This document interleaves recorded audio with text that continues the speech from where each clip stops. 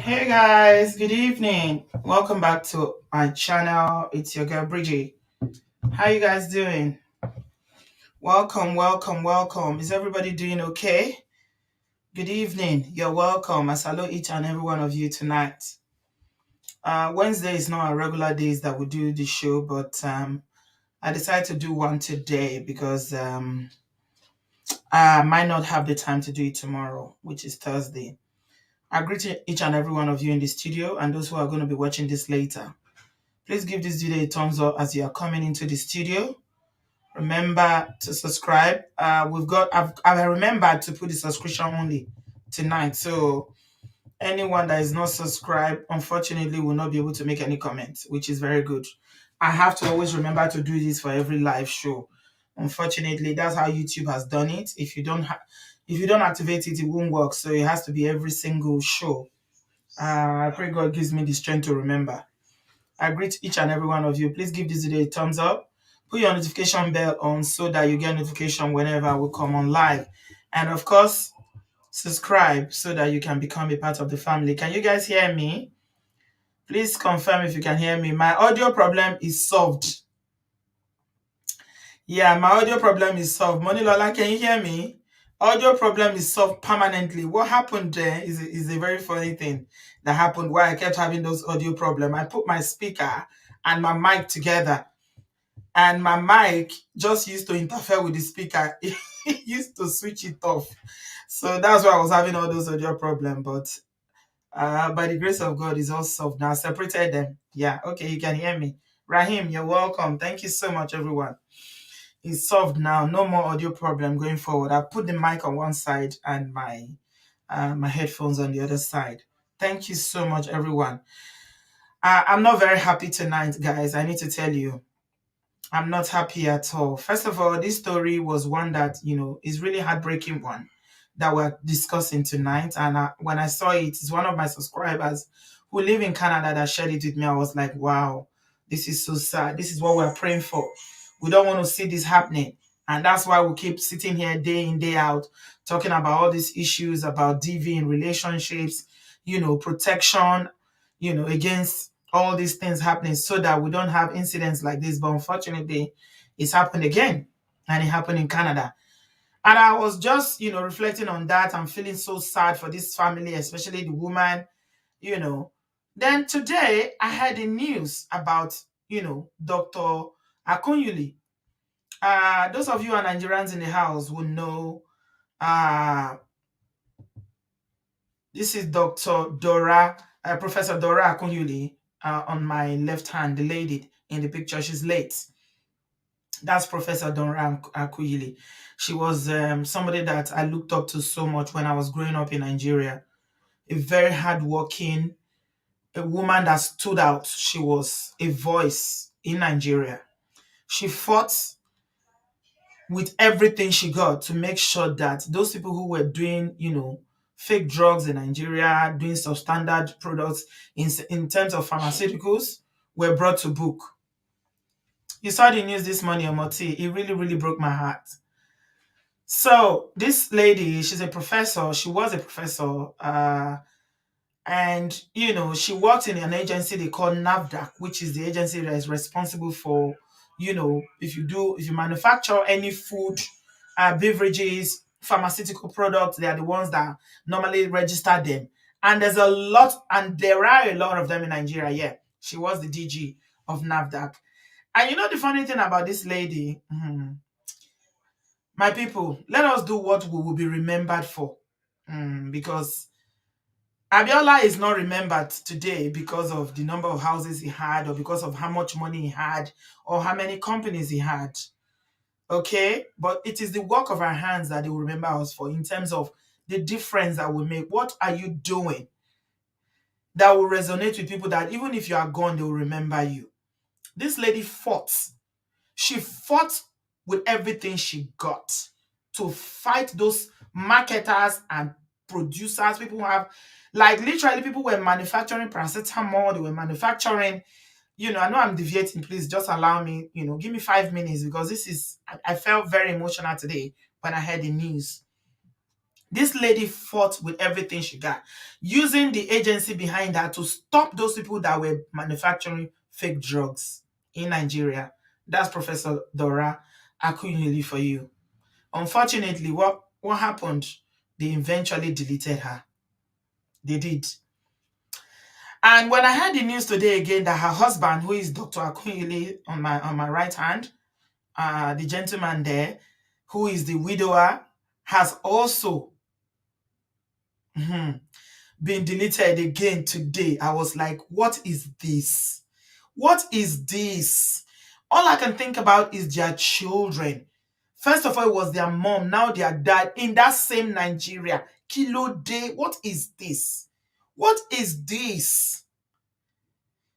She was abroad. They studied abroad. She packed all her bag and baggages and went to Nigeria, because this is what people usually do. When they come here to study, they want to go back to contribute to to building their country, nation building, or whatever you want to call it. Because she was fighting a war against fake, illicit drugs or substandard drugs, fake drugs, just name it, anything. People who package anything. Till today, if you go to Nigeria, there are some pharmacies that people who live in Nigeria know. No, it wasn't. It wasn't. Oh, yeah, this is what they tell us, that it was cancer. No, is out there. Even I was sharing with Dr. Chidi today, and he sent me an article. She was poisoned. Okay, but they tell us she died from cancer. Yes, but she was actually poisoned. They removed her. They deleted her, because she was fighting so much and she was winning in that war against drugs, fake pharmaceutical products in Nigeria. Yeah, it was. I'm not debating that it was not cancer, but she was poisoned. She was. Come on, guys. Why are you talking like this? Now, Nigeria, what they talk about, oh, it's Nigeria. Oh. You believe what you hear at your own risk. Even I put that out today, because Dr. Chidi sent me something when I was saying, what is this again? I mean, I'm just thinking about the children. First, it was their mother. Now it's their father. What exactly has this family done? Now, wow, my people. The long and short of it is that, yes, she was. Oli, you got it right. Yeah, it was poisoning. It was poisoning that led to whatever they say she had cancer and all that. The husband has been deleted again today. In fact, I saw a video that they couldn't even release it on social media, that they said that they cannot even release it because of how horrific it is. Where they were doing it, where they were carrying this act out, people were there. Instead of helping, they were videoing it. I just imagine their children. First, they deleted their mom. Now they've deleted their dad. What? I mean, just imagine that. Just imagine. It is so sad. She did so well. Professor Akunyili did so well. When I was growing up, I kept looking up to her. I said, this woman, I want to be like her when I grow up. I want to be, I want to be so focused, highly educated, so intelligent. And she was doing everything she did with so much grace. So much grace. She was loved by even the Fulani Hausa government. Now they've deleted the husband again. Now, what are we going to say? That it was cancer that killed the husband? My people, I don't want to talk about Nigeria, but I'm really, really sad. And I'm just sending, prayers to her children, their children. I'm sending them love and light. And I pray that the Lord Almighty will uphold them. This is wrong. It's completely wicked. It's evil of the highest order. You took the mother. Now you've taken the father. Why? Why? They say it was political, it was this, it was that. The man is not a politician. I don't know if he got involved in Anambra politics. I hear that what is happening in Anambra now and Imo, the way they are deleting each other ahead of this 2023 election. My people, The way I'm looking at it, people like say we go live for all this place, so we'll just live here, retire here, because when you think about Nigeria and the things that are happening, is heartbreaking. They've just cut this man's life short. For what? Not even thinking about how the children will feel this pain. The family is the same thing they did to her. Now they've done it to the husband. In one family, both of them gave their life for what? Niger. My people,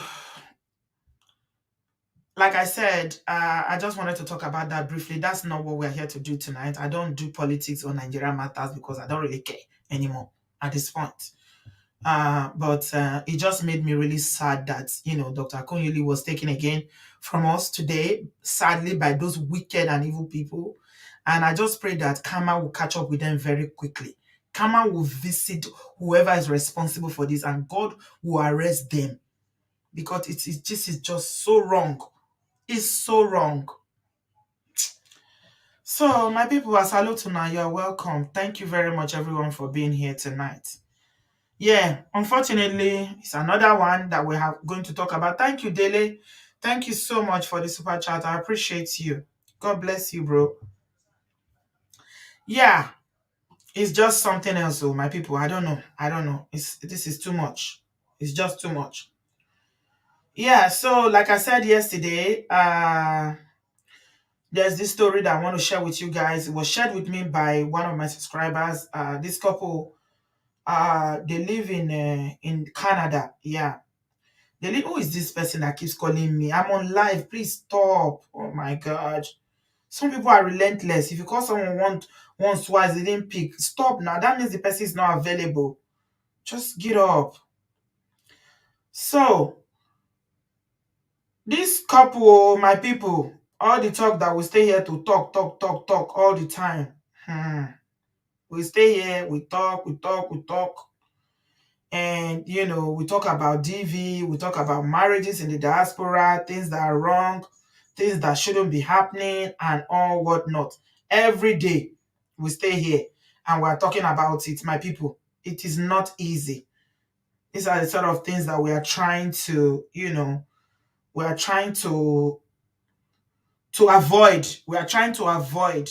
We are trying to avoid avoid all these things, oh, my people. We are trying to avoid all these things. Even in Kenya, your country in Kenya. Oh, really? I thought Kenya was peaceful. I was talking with some people and I was saying that we are going to go to Kenya when we retire. I didn't know that they have that in Kenya as well. Maybe they have it that we don't hear about it. Anyway, let's move forward to the story for the day. I just needed to, just give that honor and my last respect to Dr. Akunyili and Professor Akunyili that, Nigeria took them. So, my people, let's get to the story of the day. These people that you're seeing on the screen are from Togo. Okay? They are from Togo. They are Togolese people. They are not Nigerians. They are Togolese. And,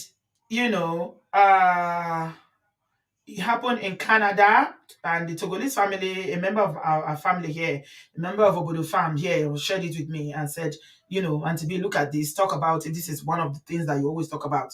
So it's a case of imported wife again. Oh, yes. Oh, yes. Common sense sisters. Professor Akunyili was someone that I love so much. It's very hard to see positive role models that, except, not what we are seeing in social media today now, of all these people opening their nyash everywhere. Women of quality, of character, of morals.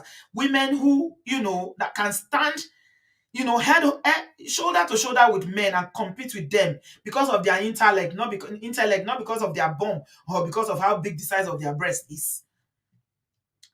And so I really respected her, and I will still respect her forever. Yeah. So, my people, these are Togolese people, and the man went to Togo to go and marry her. Okay, so this is a picture of the family. I'm going to tell you the name. His name is Nicholas Esodom, 51 years old, and I understand that this is his second marriage. My people, second marriage. Okay, remember, A lot of all these cases that we see here, that will bring all these women will bring on the show here, is usually Omoti, you don't guess already back saying issue of RN again. Abi? So apparently this man called Nicholas went to marry this young girl. You can see the age difference. Just look at her. Look at her face and look at his face. You can tell that there's a significant age difference. This is his second marriage. This is what they usually do. All these old pale will go and look for young girls to marry in Africa. So he brought her to Canada. Okay, these are their children. One of them is 3, one is 2. And when he brought her to Canada, after they got married, sent her to school. She went to school, first degree, got her first degree, got her master's, right? Then wahala started happening. You don't need the wahala that is happening doesn't need to be far-fetched. The kind of wahala that is happening, yeah, you can see them. You can see how young she is compared to he looks like her father, even though she's pregnant here. And when women are pregnant, they always look more older than they really are. I'm going to find her age just and tell you the age. There are so many articles about it in the newspaper, but because they are from French speaking, and Togo is a French speaking country, I think they are the side of Canada they live is called, let me open the article and tell you guys. They started having problems, my people. And neighbors said that the police have been called to this residence several times because of DV. DV. 2 daughters. Wife has gone to college.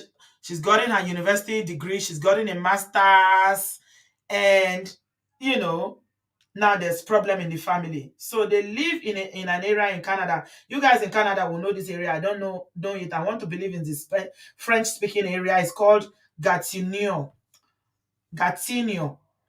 So the police there were called to this place. Let me show you the area. I've got a picture there of their area. This is around where they live. And they were called, and this happened just this week.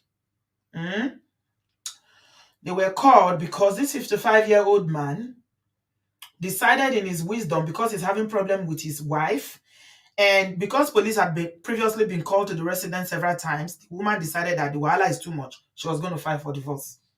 And what did Uncle do? Uncle decided that, okay, I brought you to Canada. Remember how Catherine was saying yesterday that her husband kept saying, I brought you to heaven, I brought you to heaven. Maybe something similar, that I felt like, okay, I brought you to... it's French speaking, okay. That's the French speaking. I want to, because they are from a French speaking area in Africa, which is Togo. So they live in this French speaking area in Canada. On Thursday it happened, this last Thursday.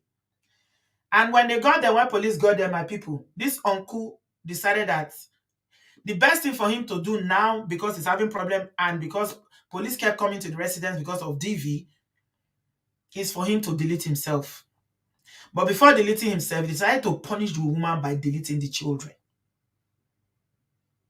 Just let that sink in. Let that sink in, my people, for a minute.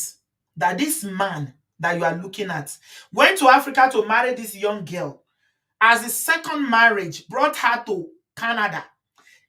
She went to school, first degree, second degree. She's working now, making money. The man, they start having problem. And I want to believe that the problem is always, it has to do with finance. It's always about finance. I brought you to heaven. Give me your paycheck. Pay the house rent. Pay this, pay that. So according to the investigators that attended the scene, the police said that they conducted some autopsies and they concluded on Thursday and determined that he was the one that did it. He planned it. But there was signs of DV, the neighbors said. So a neighbor who lived across the street said that on that day, she was heard yelling. The lady was yelling, and she's the mother of the 2 children. She came out yelling, shouting that people should help her. Help, my kids. Vachon said, that's the neighbor. And she had busted lips and bruises on her cheekbone. Yeah, he deleted the children and deleted himself to punish the woman. You can see she's pregnant here. This picture is her pregnant, right? They've got 2 children. These are the children here. This is the man. Happier times. Can you see that he looks like a grandfather to the children? This is his second marriage. You see how young the children are? The children are babies. And that is the father because this is his second marriage. Okay? I'm sure he has other children from his previous relationship. Okay? They interviewed police and the newspaper people interviewed people in the neighborhood, and they said that there's always issues in that household. There's always shouting in that household. And, you know, they got the mental health support worker, they got this involved, but all to no avail. My people, the long and short of the story is that this man decided that, okay, since you want to leave me, and I brought you to Canada, I sent you to school, you have first degrees, you have second degree, you are working now, you're making big money, then for you to leave me, since I brought you to heaven, according to Catherine, I am going to deal with you. And the way he could deal with her is for him to delete the children and delete himself. Okay, so there was something about child support here. I think I read something about child support there. Yeah. Okay. There's something about child support. So he brought her to Canada from Togo, and they got married as soon as he got there, based on what the information is. And they have 2 girls, and the woman went to school and recently got her master's. Couple are having difficulty, and the woman decided to divorce. On the 21st of September 2021, the divorce was finalized. Okay? And based on the court ruling, he was to leave their house. And the woman is has the sole custody of the children. And he has to pay child support of $2,000 Canadian dollars monthly to the woman. Meanwhile, uncle only earns 3,500. He only earns 3,500. Remember that story that we did? They didn't say the degree, but I want to believe it's nursing, my sister. Yeah. It didn't say here, but I'm sure it's nursing. It's nursing because nursing is good in Canada as well. Remember the story we cheated when we went to Scotland, where we were saying that the man earns 3,000 and bought a car of 1.5, something similar. Okay, so he earns 3,500. Child support is 2,000. So I'm sure he looked at it and said, if I'm giving this woman 2,000 out of 3,500, how will I pay my bills? He's forfeited his house. That's why sometimes I always advise women here, if you are going through domestic violence, please don't drag any property or child support. Just carry yourself and go and hide your life. When Catherine was saying her story yesterday, a lot of people were talking about papers, and I was insisting that her life is more important. Her safety is primary. What we should be looking at first before paper. Now, who they are alive, they use paper. Okay? So they gave the house to her and 2,000 monthly as child support. So he couldn't take it anymore, and then he went and got something. And then he came for his girls, the children, and decided, okay, I'm going to punish you. Since I brought you to Canada and you decided, okay, it works for the government of Canada. Okay. You decided that you are going to leave me and divorce me. They've taken my house to give you, and I'm going to be paying you so much child support. This is what I am going to do. My people, as I'm talking to you now, the woman is alive, but her 2 kids are gone. The ex-husband is gone. He probably thought that, okay, there's no point in life again. There's no need for me to live again. You know how we Africans are now, thinking, oh, the shame, this second marriage, if it doesn't work again, people will say I'm a bad person. My God. Oh my God. He never got promoted. Why did he not get promoted? Is it that he doesn't have the qualification to get promoted? I think some people know a bit about it. If you live in that area in Canada or you are Togolese, you are here, please, I would like to hear more. In fact, I'm just going to share my link right now so that, we can discuss it. What we are discussing, I mean, it's happened. Very, very sad that it's happened. And my heart just goes out to this young lady. Like, just yesterday here, another lady was telling us about her own experience of being imported. Yeah, a lot, and so many women are being married from Africa and brought to the diaspora, and they have no idea what they are coming to meet here. And I don't know if our brother Usaz is in the house today. He lives in Canada. And yesterday he said something, and he said in Canada here, what we are seeing is too much. That the amount of DV in Canada with African women that are being married from Africa and brought to Canada is too much. Because the expectation is that I don't understand it. There is no human being in this world that you will say, okay, I brought you to this country, come and give me your paycheck, or pay the bulk of the bills, or like Victory said, like Catherine said yesterday, the husband put her on rent. Husband and wife living in the same house, you say she must pay you rent, or she must give you money towards the child support that you are paying towards another family. My goodness, how do we avoid this? How do we stop this from happening? Do we have to go to Africa and start doing campaign about how people should marry? When they come to marry, you don't be too excited thinking that you are coming abroad, especially if it's an older man, much older man who's already been married before. What are the expectations that people should have? You live close to her. Okay, I'm adding you straight away. Yetun, please come on. Tell us a bit more. Hi, Auntie B. Can you hear me? Yes, I'm hearing you, sweetie. Good evening. You're welcome. Yes, Auntie B. So I live in Ottawa, and Gatineau is literally 30 minutes from Ottawa. Okay. Um, so this case, it's literally been all over the news, all Yeah. over. And so it looks like this guy, being a government employee, making 3,500 a month, that's so insignificant considering his age. So, Yes. so two things. He never got promoted, or he just never did well at the job to make more money, because Right. that's really small money. Like, she probably makes double. She Yeah. probably Was she makes a double. nurse? Yeah. Yetun, she was a nurse. Okay. Yes, yes. So My she probably makes double. she's And a nurse, my people. Fancy face. Are you there? It's another nurse wahala again. she left him behind. That was the issue. She left him behind on the ladder of progression. She left him behind. And as a weak man that he is, he couldn't stand it, you know. There's a lot of people that don't like you to do better than them. Remember, on B, the other show we watched, the guy called in and he said something like, Yeah, that his wife cannot do better. his Yeah. wife cannot do better. You see, that's a Yes. backward mentality. Why Yeah. can't she not do better? Whenever a man says that, and to be, that's a major red flag. I don't care what anyone says.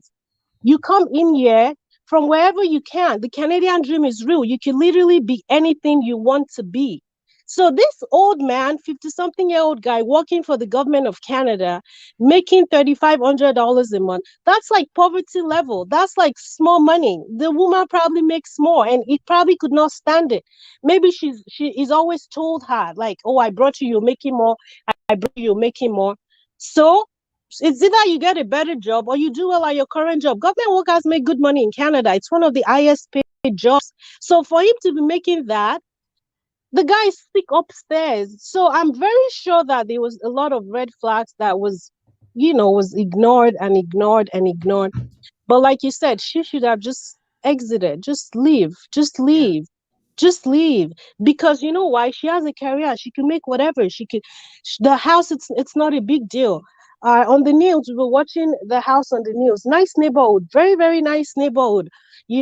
I can see maybe that's probably the only asset the guy has, and he wanted to die on top of it. Yeah. Yeah.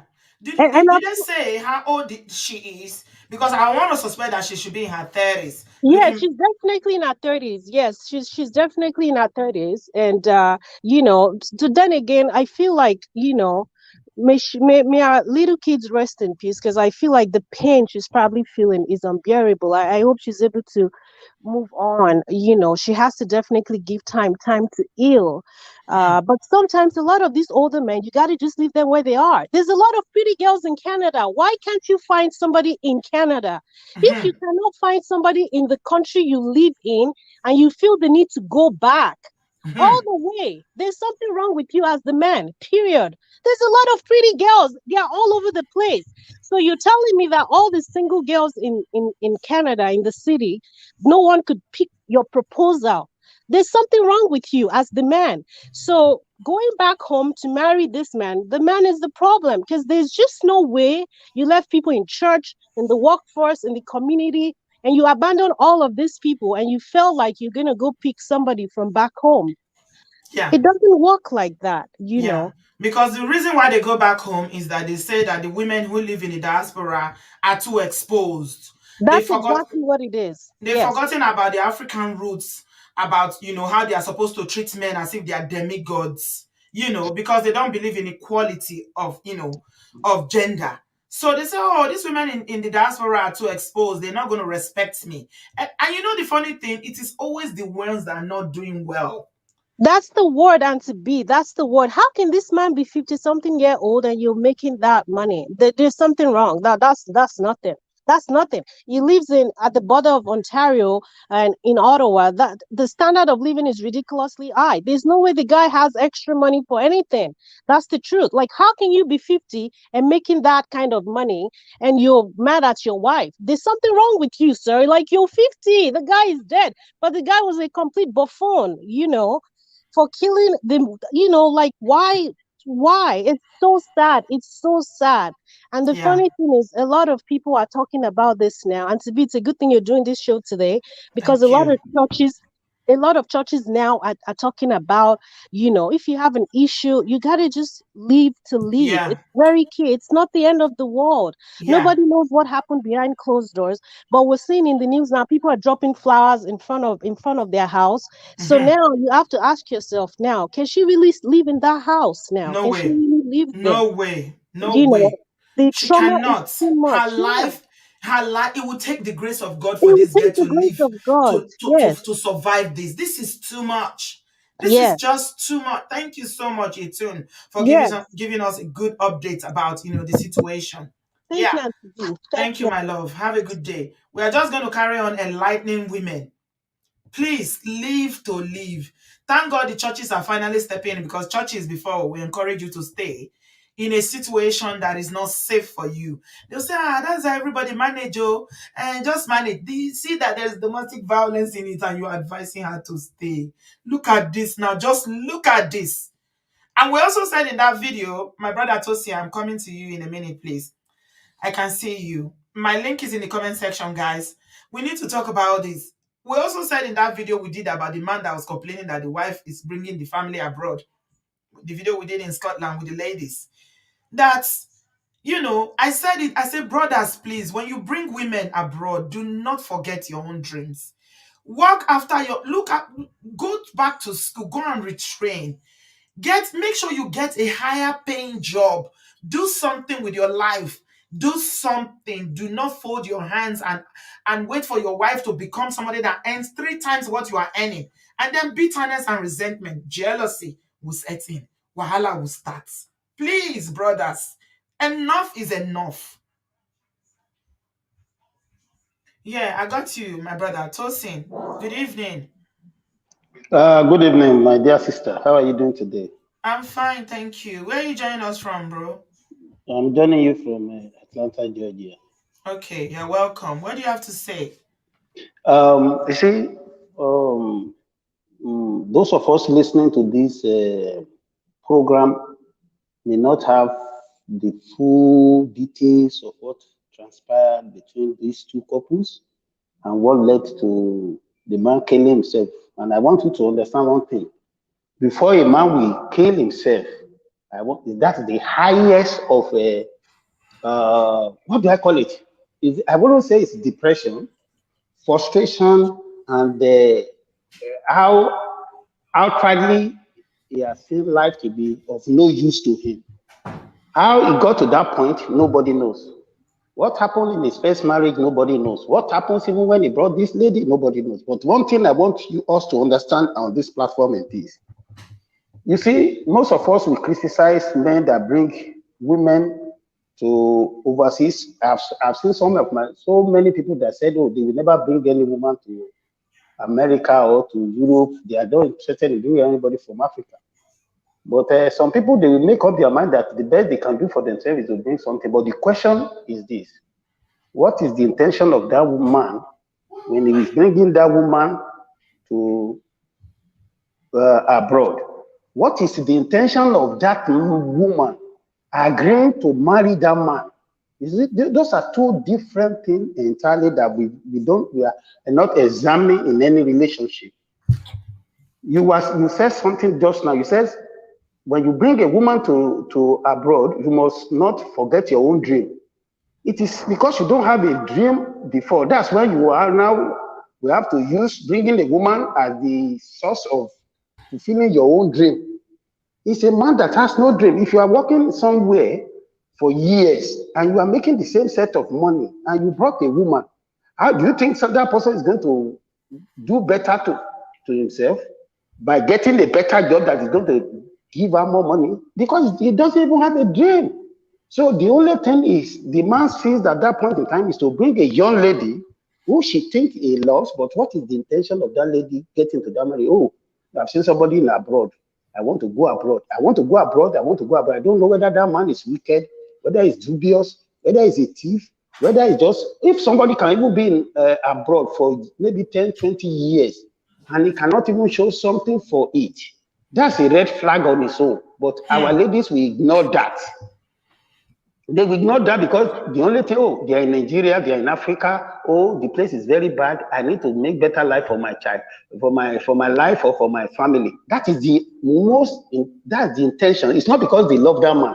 And most likely, and that is the reason why when they come to this place, now the everything is stacked against both couples. The man thought, oh, what he was planning to bring this man to this woman is, oh, let me train her. Oh, she's going to help me. At least she'll be paying some of the bill. She'll be assisting me one way or the other. And the woman will say, oh, I have responsibility at home. I have to take care of my mother. I have to take care of my father. I have to take care of my children. For those who have children in Nigeria, those things don't tally. And when you have two people that are living together with two different visions of life, two different things entirely, they will cross paths. Yeah. And because they are crossing paths, both of them will be frustrated. That is no longer a relationship. Yeah. It's now a cat and mouse relationship. The man will be telling you that I spend my money to bring you to America. Oh, the woman will be telling the man that, oh, now you want to turn me to a slave. But you are not a slave when you are collecting money from that man when you are in Africa, and the man is taking care of your bill, and the man is processing your coming, and is spending his hard money, especially those who are not doing 419, who are not doing credit card, those who really work 10 hours or 11 hours, 12 hours. He's spending the money to bring you. That time you didn't see. Let me ask you this, my brother Tosin. Yes, ma'am. Why is it that all these older men, they already had a failed marriage in the diaspora? Why do they go and marry women who they know? Hold on, let me finish because you made a very good point, and I agree with you. Because in Africa, we know that a lot of people are desperate in Africa, both men and women. Okay? You hardly see anybody in Africa that you go and meet and say, I want to marry you and bring you to America or to Canada, that will say no, whether they love you or not, whether it's made of you, they will agree immediately. Because it is not you they are seeing the dollars and the pounds they are going to make there. But why is it that these men, older men, always go to Africa to go and bring small girls? There are no girls, there are no women. No, let me tell you. In the country, Let me give you a very valid question, answer to that question. You see, it's not even about older men now. It's about all men. You see, the problem is ego thing. Ego. Why?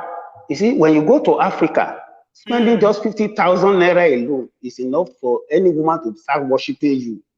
You don't know the joy and the grace and the candor and the fulfillment you get in you just spending how much is $50. 50,000 naira, $100 or €100 on somebody, and is worshiping you like a king. That is the fulfillment. That is the temporary fulfillment men get. When they can spend 1 million naira, they buy you one Korope car that is maybe 1.5 million, 2 million, and the woman is all over the place. It's on top of the world. He's revering them. He's now treating them like the king. I know it's temporal, but that man is enjoying that moment. He feels on top of the world. It's on top of, and you cannot buy that with money, my dear. These are the things you don't know about men.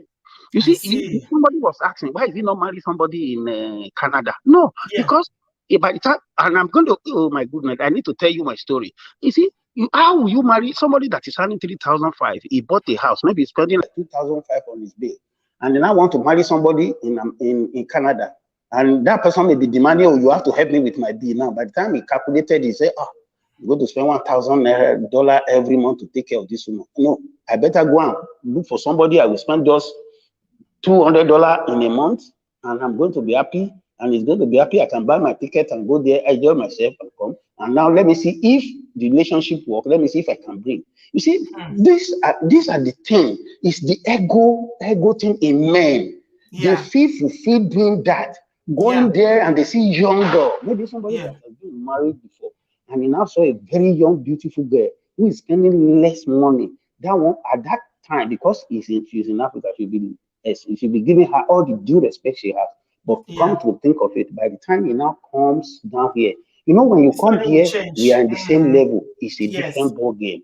Then the frustration will now come in, because that respect, that the dignity that you thought you have by dating that woman start fizzling away.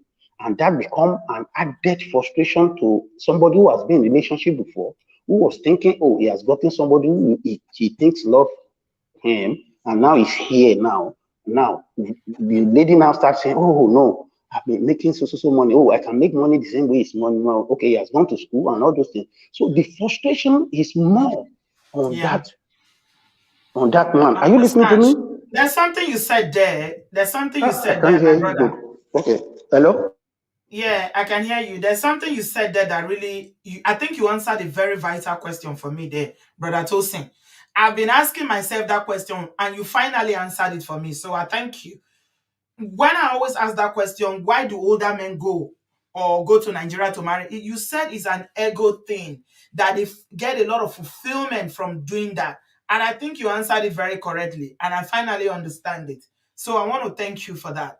And you also made a very valid point about how both parties are not always honest. Their intention for going into the marriage is always, is to deceive one another, basically.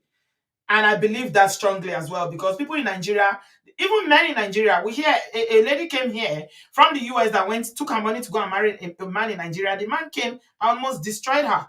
So, it's not that here nor there. It's about going to Africa to bring somebody. There are ramifications for it. And people are not always honest. They don't say the truth. And somebody that does not have a dream does not have a dream. According to what Brother Tosin told us now. If you don't have a dream, you don't have a dream. Obviously, this man has no dream. He has no goal. Nothing. He's doing a government job for years, no promotion. And suddenly, this small girl he brought from Togo, after dropping 2 children, she went to school. First degree, second degree, she's making big bucks as a nurse. Envy will set in. Jealousy will set in. She's sending money to Africa. You are saying, no. You are my investment. Bring the money. And the woman is saying, no. In fact, I got you perfectly, my brother. Please call in again and share your story with us. Really appreciate your contribution, my brother. Thank you. Thank you very much. I got you, Bio. Good evening, Bio. Welcome. I can't hear you, Bio. You're smiling. You can smile. I can't hear you. Are you people hearing Bio? Okay. Yes, I'm hearing you now. Okay. Yeah. All right. I said good evening, good afternoon from here anyway, from Charlotte, North Carolina. I bring you You're greetings.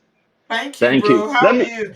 Yeah, I'm fine. Let me be very, very straight to the point and fast, because the last caller spent a bit of time. So yes. I know a lot of people want to contribute.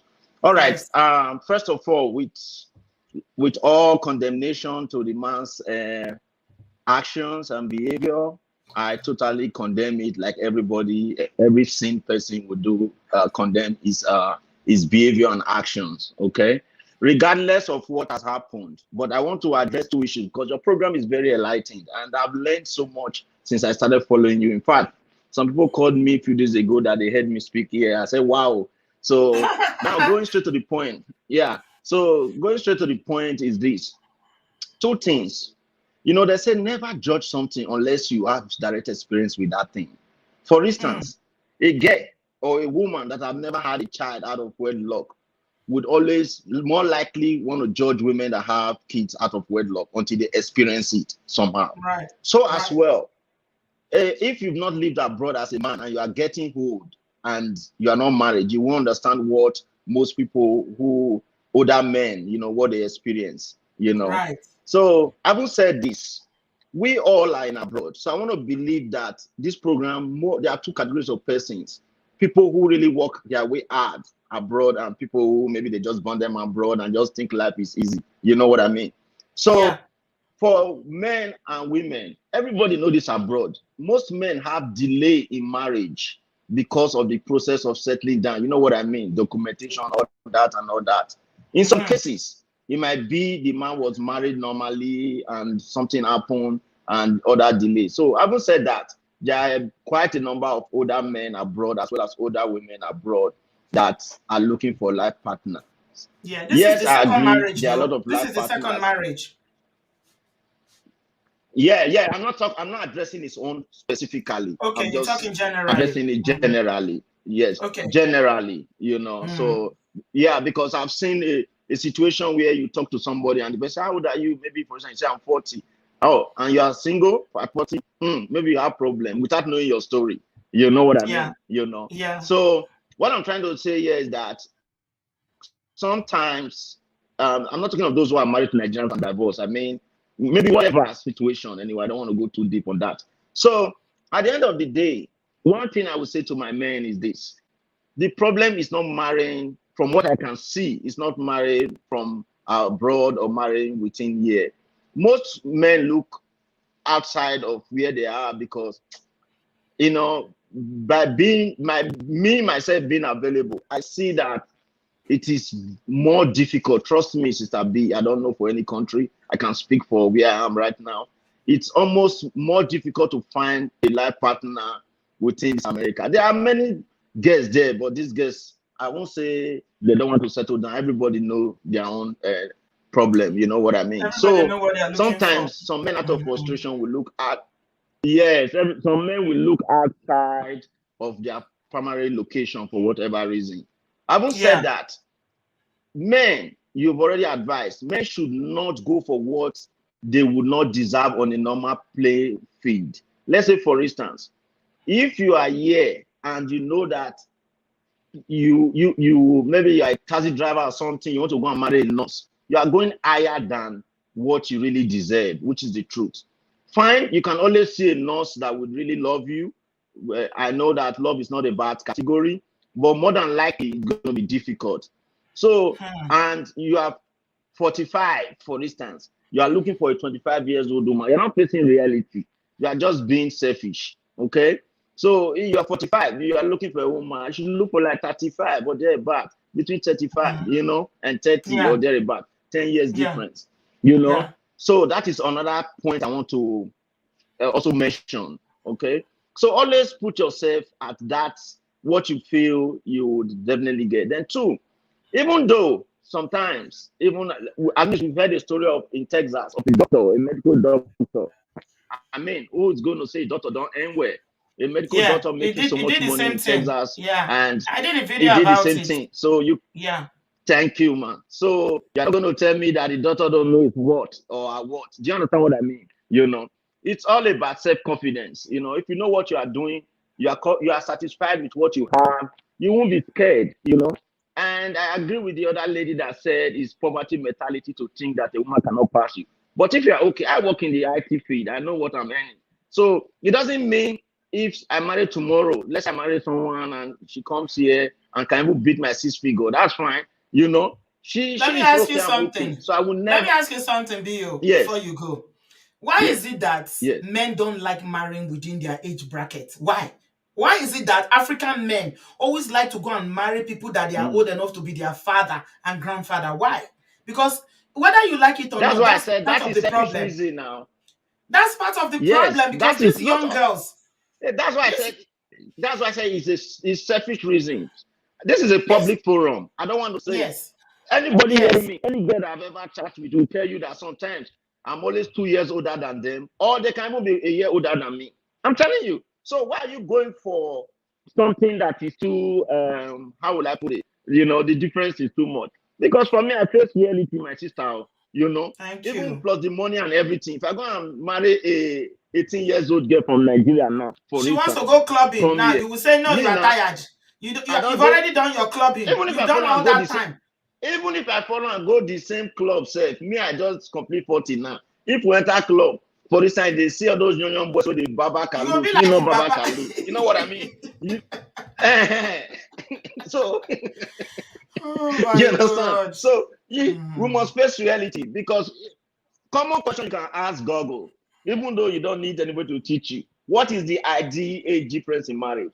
The most Yeah. popular answer that will come, even though it's not an acceptable answer, is between 5 and 10, right? Yeah. So Yeah. at the end of the day, you should always look within that range. You understand? Yeah. Yeah. So I Yeah. have seen situations where from Nigeria, and also disagree with that last caller. He made a comment.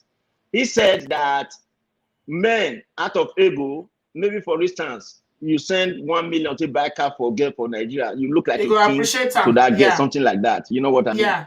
You You go appreciate disagree? them. Why the one here no go Mm. appreciate them? Yeah, So the honest truth be say that thing that does not really follow. Do you understand? It doesn't really follow because as far as Nigeria is concerned, we go to the Nigeria now. For fun, you can go to Nigeria, for instance, carry any age you like, so far you get small money for pocket. You know what I mean? Yeah. But marriage is a different thing.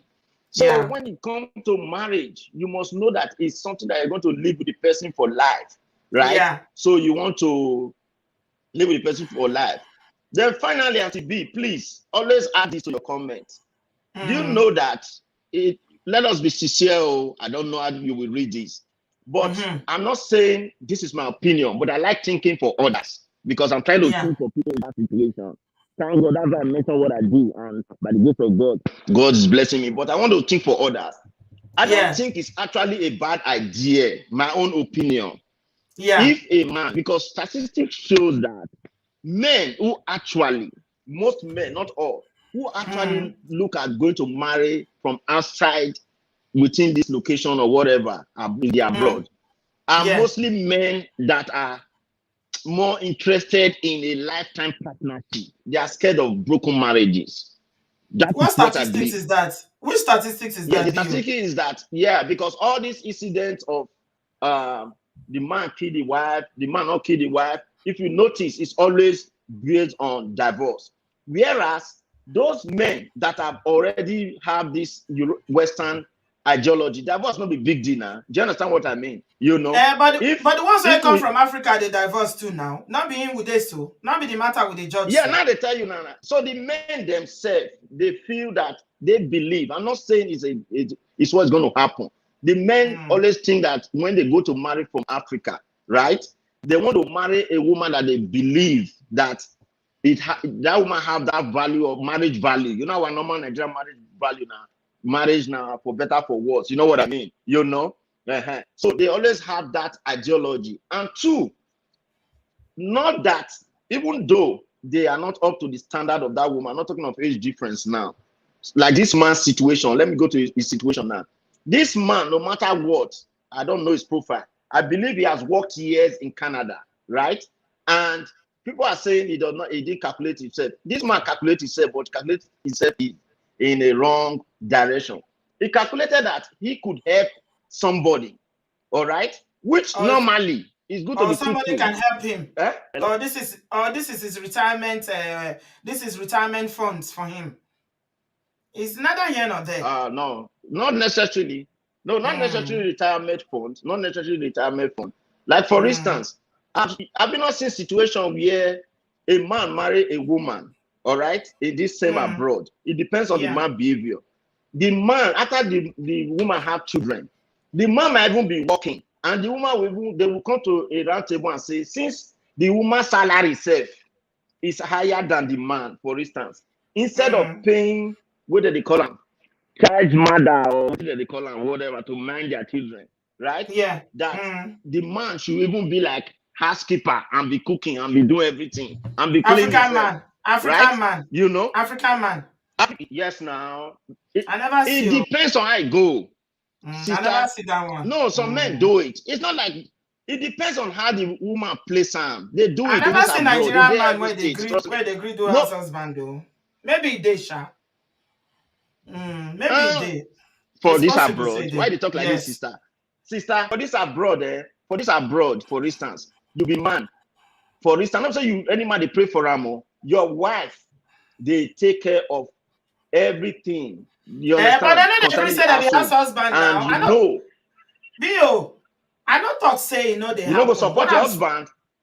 What I they tell you be say, what I'm Uh-huh. saying to you is that I'm not saying that there are no women out there who Yeah. are making more money than their husbands. But African men, I'm saying that I've Yes. not seen an African man that will gladly take that role to become house husband, to take that title. Maybe circumstances will force them, to be Okay. doing the role, but they will not I take it on. understand. They won't take it on. Nigerian man will not, because of the same thing that Yeah. Brother I Tosin agree. said. The ego is too much, my brother. So, Not but all I of us hear have a you. goal, sister, but they are Nigerian men. I Uh, don't see. Trust me, they are I Nigerian know men. it's not Yeah. everybody. It's not everybody, I, of I course. I will just give you a little example. Sorry to say, No, I we have have an to go in-law. now. My studio is Okay, full. just go, Oh, just go, just go. Go ahead, go you. ahead. Don't worry, go ahead, go Thank you ahead. so much, But Bio. Yeah, I have to let you go because a lot of people are waiting and you're taking some time. I appreciate you. Thank you very much. Please come again. Kolami, you are next. Hi, can you hear me? Yes, I can hear you. Good evening. You're Good welcome. evening, everyone. First Yeah. time calling in. Um, Where are you calling okay. from? Oh, I'm calling from Maryland, US. Okay. What do you have to say? Uh, okay, so it's not necessarily about this, but I just wanted to hit a few points. As we're advising people, let's advise them to leave before it gets deadly. When the relationship is dead, you don't have to just keep keeping it. Also, understand that be very understanding during the divorce process. I've been divorced before, and understand that lawyers are in it for the money and also their reputation. So if you go with a lawyer that their reputation is that they can get you the most of everything, they will get the most of everything because But that's at what what they're trying to cost? do. At what cost? Exactly. Yeah. Exactly. So that's the point. Like our people need to understand that at the end of the day, this is someone that you married before. There was a time that things were going right. So don't necessarily listen to everything that the lawyers tell you. Work and be understanding, be empathic to the person that you're getting divorced from. My example, when it was awarded that he paid 1,200 a month for 3 kids, I knew that it was going to be a lot for him. So I said, you know what? I'll give you a discount. So we walked it into the divorce decree and it was reduced to $900 a month for the 3 kids. The lawyer Okay. wanted me to go after his retirement fund and this and that. And I said, wait, no, I'm not doing that. He's Yeah. still the father of the children at the end of the day. So I just Yeah. wanted to share that so that people understand that just because the lawyers tell you to take everything, you don't necessarily need to take everything. Yeah. And I feel so sorry for this situation. That's all I have to say. Thank you very much, Kolami. You're I welcome. agree with you completely. I agree with you. Unfortunately, a lot of people are so bitter. They are filled with so much anger when they are divorcing, and all they can think about is the hurt and the pain that they have in their heart. And because of that, they want to punish the other person. Okay? And that's why they cannot be objective like you that is saying that, oh, he's the father of my children. I'm not going to take his pension. Some people will take, and some men take women's pension too. They do. And as there's somebody here who I know whose pension has been taken by her ex-husband now. And this man never worked half of what she's doing or what she has done with her life in the diaspora. But he's claiming her pension now because she has a very good paying job and they are divorced. So, I mean, I don't know. I don't know. It's not only women meant to do it. It will just have to be fair. And that's why when I was talking about, giving access to the other parent, a lot of women were saying, when that lady came to yesterday to share her story, Catherine, a lot of people were putting in the comment and people start twisting my words. But you say now we should give access to men. This kind of father. Auntie B, I used to say we should give access. I said, please stop it. Don't do it. Don't twist my words because you want to make a point. I fought with a lot of people on the comment section in that video because they kept twisting my words. If you want to continue with your bitterness and hatred, please do. It's your life. I can only advise. Okay, it's not my life. At the end of the day, I give the information. It's up to you whether you take it or not. But I believe strongly that we need to be fair in everything that we are doing. You dey fight for house, you dey fight for this, you fight for this. Okay, what do you want to do with the house now? What is she going to do with the house now? The two things that she cherishes most in her life are her children. And sadly, this satanic human being has taken the children with him. He didn't take himself alone. He took the children. So what are we talking about? Let us receive wisdom, on all that we are doing. Wisdom is the principal thing. That's what the Bible says. In all things, get wisdom and get understanding. It is well. Canix, I got you next. Where are you joining us from? Hello, good evening, Nancy B. I'm Good joining from evening. United Kingdom. You're welcome. I'm so happy to have so many brothers tonight. Oh, that's Yes, fantastic. yes, I've tried to get in because it's a matter that concerns me as well. It Uh, does? yes, not in that I'm not married, but contemplating about going to Africa. But Oh, I one of the see. one of the issues I found out when I came to UK is that when I came to UK as an immigrant, I saw a lot of ladies from Africa. I wanted to marry, but most of them, when you get to them, they say, this one that came is looking for paper. Then it happened to me. Then I left. Genuinely, I was looking for a wife then. Okay. So then I left them. Then I started following the whites. Luckily for me, I got one, help me settle. But now, most of the men, they don't like getting women here. Most of them will give reason. They don't know how to cook. They're not rooted in culture. They won't give you what you want when you go to Africa. But when they go to Africa to get these ladies, they say when you get a lady, you spend money bringing her everything from the man. So when they bring them, they expect them to give the maximum respect, for their money and everything they've done to them, like they're doing them favor, Yeah. bringing them over. Yeah. Then they say that when those women start to, doing they call it giving them attitude or not doing what they ask them to do, the anger is more than when they get a lady here. Exactly. So Exactly. it's You like, are right because they have so an expectation already from this yes, African girl, and the yes, African girl now behave worse than the girls are in the diaspora. yes. That's why the anger is much. When you look at all these casualties, it's mostly the ladies they brought from Africa because the ones here they see them like we are the same hustlers. Some of them will tell me, "Why are we looking for these girls here? They're hustlers. They're hustling like you. Go to Africa." But I'm telling them, why am I going to Africa? If I see a good lady here, I will marry. But so that's the anxious about it, going to Africa. So that's why I'm saying that they are more angry when it comes to the lady that bring in Africa. So they can't bear it. They say Yeah. all I've worked for, she just comes from nowhere to get it. And some of them, when they are more angry, I've seen some of them. They tell me, guy, don't look for a woman that will be sending money to her parents. Which I understand. Some like if there's nothing wrong in sending money to your family, but I've seen some ladies, they don't give the man money, they don't help in the house. They're building houses for their father and siblings, while the man hasn't got anything.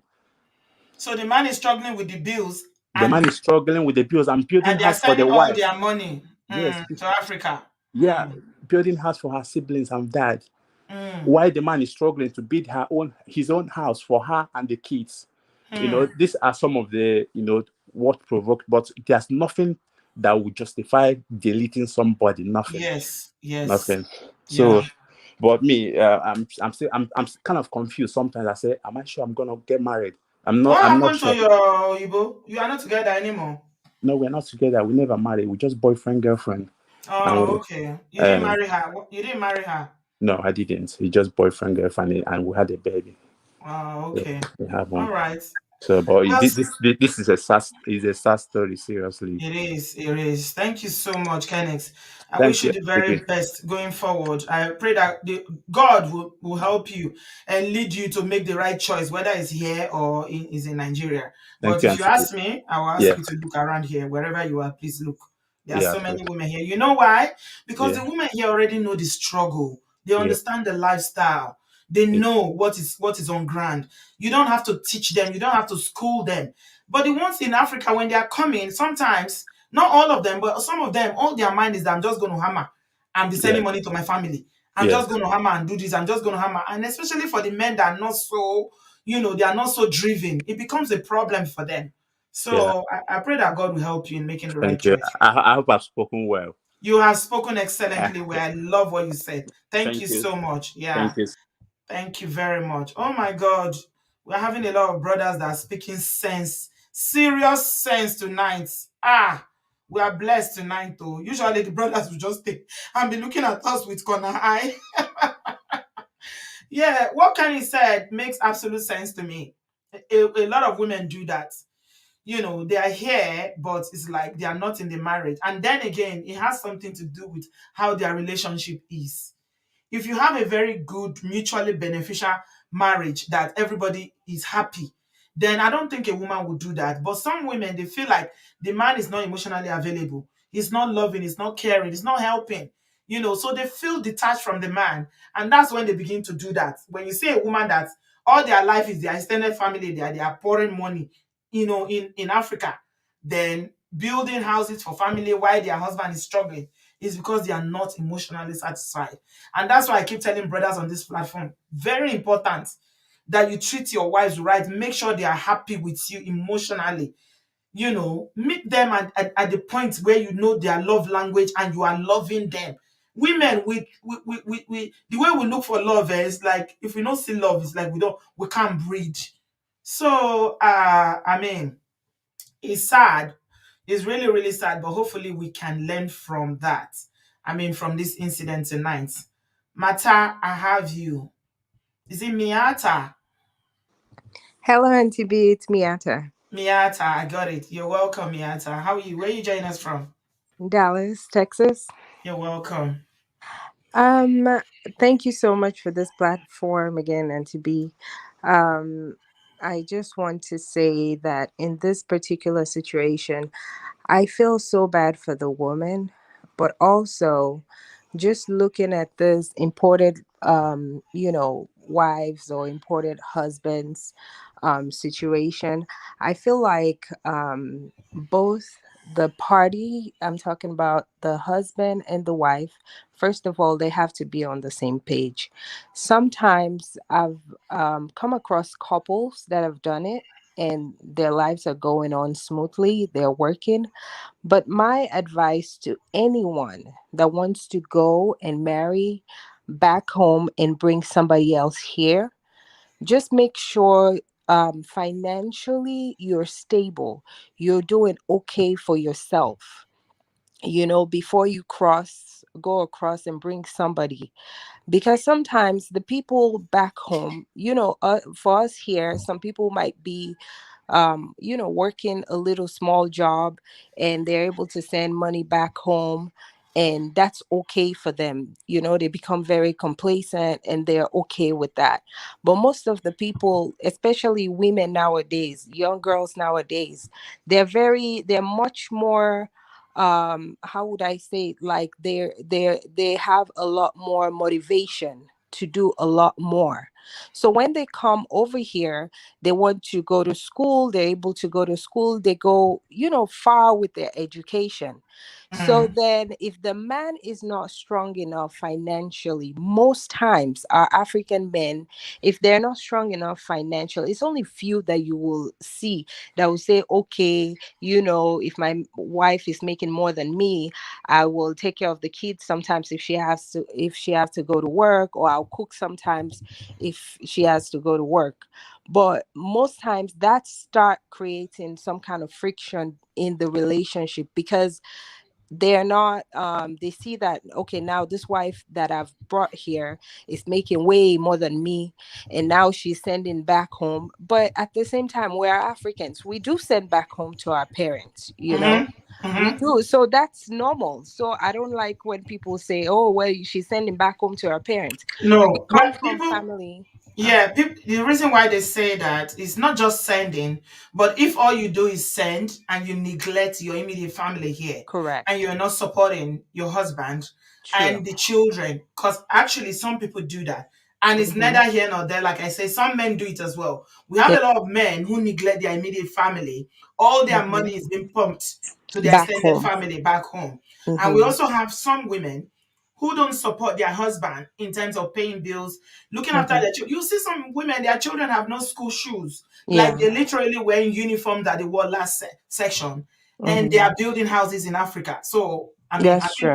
No, that's why that's people true. frown at it. Yeah. And this story also just remind me of, you remember the when you guys were in Scotland, Yeah. the letter, that those couple with Yes. the Yes. man. This story, Auntie B, hopefully it doesn't go that way, but this is like the typical, even my comment, I said, oh, this is the typical imported wife situation. Yeah. And it is what it is. That's what it is. Yeah. But that's what I would advise anyone, whether you being a woman or a man, if you're Mm-hmm. ready. I know I'm a nurse, so I work with one of my colleagues. He's a guy, when before he was ready to go bring his wife, he made sure that he put himself through RM school, and then he took his exam, passed his boards before he went to bring his wife Yeah. here.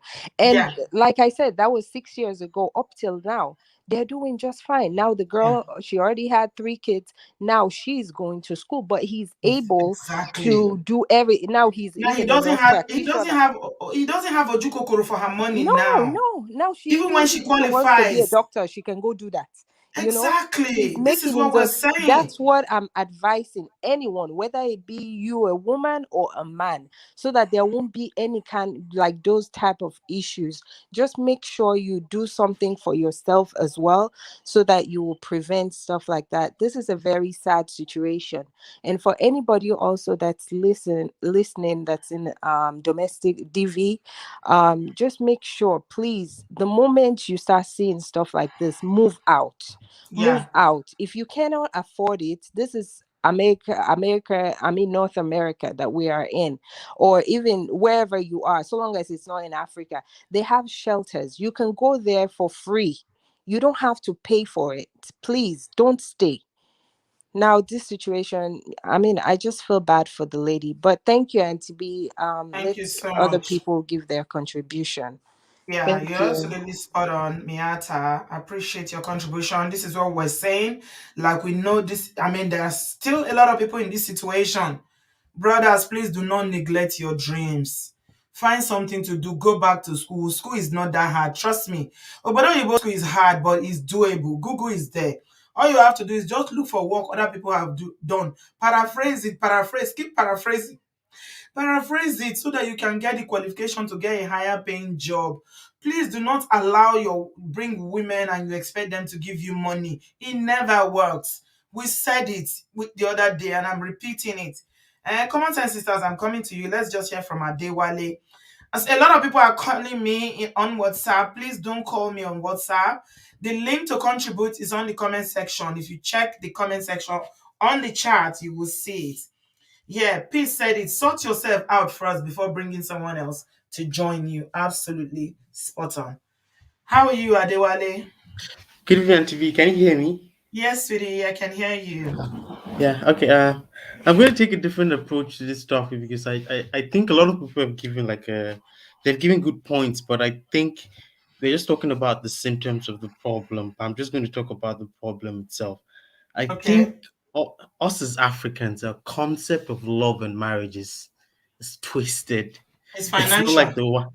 It's more than that. It's twisted. It's not like the white people. Like we come from a society where we feel like marriage or love is a do or die affair. It's a must. And I know our parents even have this funny way of approaching it. This irony, growing up, our parents would tell us, don't look at the opposite sex, don't do this and don't do that. And then all of a sudden, maybe we will become 22, 23. You're gonna start asking you, where is your husband? Where is your wife? Bring me a husband, bring me a wife, which is weird.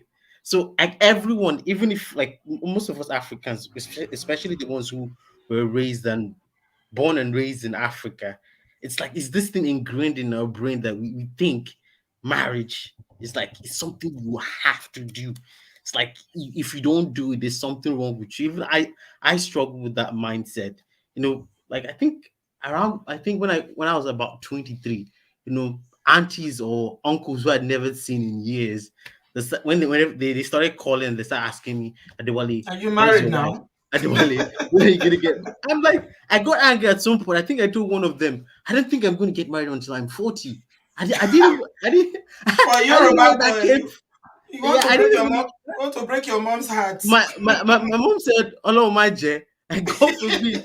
I told her, I'm not joking. I'm not joking. Even I struggle with it because I don't want. I think people also say it a lot. Like love is a choice. Love is choosing that person every day of your life.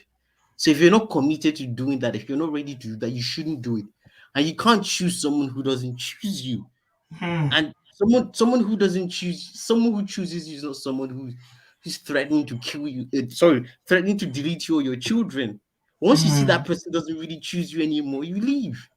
But Hmm. Africans, we struggle with that idea. We think Yeah. that this marriage thing has to work. Sometimes on the internet, on Instagram, whenever these celebrity couples have problems with their relationship and it doesn't go well, I go to the comment and then I start saying, my marriage is gonna work in Jesus' name. Then I ask myself, if it doesn't work, it's okay, you can leave. Hmm. Like it doesn't like Living it's is not a not an do or option for die some thing. people, Some unfortunately. exact us as Hmm. Africans we struggle with it. So I think Hmm. we have to go to like the white people's mentality when it comes to love, marriage, and relationships. It's for them. It's not how do I say? It's not something they see as they have to do. It's something they feel they just bump into and it happens. If it doesn't happen, Hmm. they're fine with it. That's it. Like Yeah. when Miss Solution Focus was talking about her experience with her mom and marriage. I was like, Miss I want to get to Miss I'm Solution sorry. Focus. She Adewale, said, you've come with your titles again. I'm sorry, I'm Miss sorry. Solution Focus is clapping for you in the comment section. Miss I'm Solution sorry, I'm sorry. Focus, Like, they are calling you. Eh? Your bro Adewale it's is like, calling you when she was talking about her experience with like her parents, like her mom trying to force her to get married, to get I was like, married. Yeah. I want to get to that mindset where she is. Like, that's Yeah. where I want to be. Yeah. And Because she stood her sometimes ground. I just, She said they bullied her, they did exactly. everything. She didn't budge. I don't think I have the strength she does right now. I'm trying to get They there are because trying to the muster pressure the it. pressure is too much. Like I don't know. Some people can't like the pressure is too much every day. Sometimes you see your secondary school classmates. I think there was a WhatsApp group they asked me to join. I left twice because the only thing they were posting there was like, you see this guy. He's not really financially stable to get married, but yet is married. And sometimes I want to raise the point that I was like, guy, you're not ready to do this thing you want to do, but I just feel like their mindset is already set that this marriage thing is something they have to do. So I left the WhatsApp group. You I left. left the WhatsApp group. You left the I WhatsApp left group, this. Adewale. I left Hmm. because I knew they were not ready to hear what I wanted to say. They were Yeah. not No, ready to hear what I wanted to Nigerians say. are not ready for that Yeah, conversation. they just kept saying, Unfortunately. Yeah. his marriage is going to work in Jesus' name. I'm like, Nigerians that are like we obsessed with marriage. We are obsessed. exactly with Exactly. marriage. That's the problem. There is That's no like greater that's the problem. obsession, social obsession that we have in Nigeria bigger than That's the marriage. problem we have. Like Ha. that's where the like I think that's where the problem is. So for the Mm, ladies and for the gentlemen, it's like if this marriage doesn't work, it's either I delete myself or I make this person miserable. It yeah, just has to work one way or the other. And it shouldn't be yeah, that way. Like I yeah. already said it before, the marriage, the love shouldn't determine who you are. It's just something that should make you happy and no And it's possible for you to have a happy, fulfilled life without marrying without or it. even having Exactly. children. Some people will not marry. Exactly. Some people will not have children. That's Exactly. just how God has made it. Some people are Hmm? not fit to be married or We commit see to it be. now that some women are not even fit to be mothers. Did you hear what Of when we course, did the it's thing about yes, the narcissist African parents? Did you hear? Did it's you watch true. that show? It's What people were I saying that watched their it. I mothers. watched it. Can we say that those parents are fit to be parents? They No, are they're definitely not. not They're fit. not. They should They're never not. But have in children. Mm, they should never. But in Africa, like everyone has to be a parent, and you need to give birth to about minimum four, 20 five children. kids. If you Mm, exactly if you don't do it, you have a problem. So I think that's mm. like so for everyone here, marriage, relationships, it shouldn't be something you have to do. If it happens, fine. If it doesn't, it's okay. It's okay. That's all I wanted Yeah. to say. Thank you so much, Yeah. Adiwale. You always bring it 100%. Thank you so much, sweetheart. A lot of people are still asking me how they would join the comment. So many people want to comment, but they are busy on my WhatsApp. And I've said it many times. Hmm? I've said it many times. Yeah, it's true now. Fancy face. Ah, show turn lands. I won't turn in now. We are saying the truth. Please come to the comment section. Don't stay on WhatsApp, or you cannot comment on WhatsApp. The link is in the comment section if you want to come and say something. I want to bring my next contributors in, but before I do, I want to say something about, another thing about this couple. Please, ladies, I'm gonna put this in your domot, in your doorstep. If a relationship is bad and there is DV in it, don't stay there and be negotiating divorce. Okay, somebody did this. Somebody came to me the other day and said that she and her husband are divorcing and they are staying in the same house. Ah, I say, you are living in the same house? I say, yes, but it's a big house. He's living here, I'm living here. I'm saying, what kind of a divorce is this? Hmm? People they are disturbing me on WhatsApp. See me to trouble. Come to the comment section, oh, my people. Technology has made life so much easier for us. We don't need that phoning in and be saying, boom, boom, boom, hello, hello. Is that one? No. Technology has made life. Google. Google has made life easy for us. Just come in the comment section. You see the link, click on it, and then you come straight. My people, if you are divorcing someone, if the relationship is even strained, especially if there's been DV in it, you need to disappear from that environment. Okay? Take your kids and run. Even if you cannot take your kids, run. Okay? Because it is not safe for you. You need to think about safety first before you be negotiating divorce. And because I'm wondering how come this couple they are still in the same house and they are going to court, they are divorcing, and they are giving the woman a large chunk of his income. This uncle is already earning very low income in Canada that has lived till the kingdom come. He's been living there, and he has a government job that only pays him so much. I mean, such little income in a land of opportunity. My mother used to say that, who go be something, go be something. Who go be somebody, go be somebody. Some people, even if you put them inside gold, you immerse them inside where gold full, they will still be poor. Because poverty, as I always say, is not about money. It's about your mindset. It's a mind thing. It's a mind thing. The money can be, the opportunities can be right there in your face like this, and you wouldn't see it just because you cannot dream it. If you cannot think it, you cannot achieve it. So don't stay in the same environment and you are negotiating divorce when there's been DV. The police said that they have come to that residence several times, busted lips. You guys saw the lady that came yesterday, Catherine. The man was almost spying her because of the way he was holding her neck. You saw all the marks. And that's why I was shouting, you need to get out. Forget about American green card. Now who they are alive, they look for green card. Forget about anything. There is nothing on earth that is worth your life. If you are here, we have 1,334 people watching now, or you are watching this video later, and you are in a difficult situation like that, you are in a domestic violence relationship, run. Do not be fighting for child support or house. You want to claim house. Don't claim nothing. Run, please. Because a lot of people will not give up their house. And that's where the issue of deleting each other comes in. It always comes in. They will give the house to you because you are the one that have the kids. They'll say stay in the house, which is Oyibo law. A lot of African men cannot relate to that law of their house being given to you that they went to marry in Africa. You just came. And all of a sudden now you want to take their house and you want to take a large chunk of their income. They will say no. No, no, no, no, no, no. I will not take it. I must do something. And remember what that Uncle Tosin said, that for a man to get to that point, he's thought about it, that there's nothing left for him anymore. And you know what? Like somebody said in the comment section, the final act of control was when he deleted the children as well. Oh my God, his own biological children. Life is most important. Yes, Chinye, thank you. The Igbos will say Undubisi, yes, which means life is the most important. If you are alive, you will buy a bigger house. Even if you cannot buy a bigger house, stay in the one room that you have. It's okay. You are alive, you are well. That is the most important thing, my people. Yeah, common sense sister, I've got you, ladies. You're welcome. Thanks for your patience. And to be, I don't see that. You're welcome. To be, good evening. Yeah, Ella, make the announcement because this one, another year, what that is stretching for WhatsApp. At the small money, I see people they drop money. I just want to give a special shout out to everybody that's been dropping some money for Auntie B. All the men. We see that they are the men in the house. We thank you specially. Now for the stingy people that refuse to click, they click the like button as I did talk. Okay. No, now the money they soften my heart today now. So the money they soften all the men will just drop this money. Please.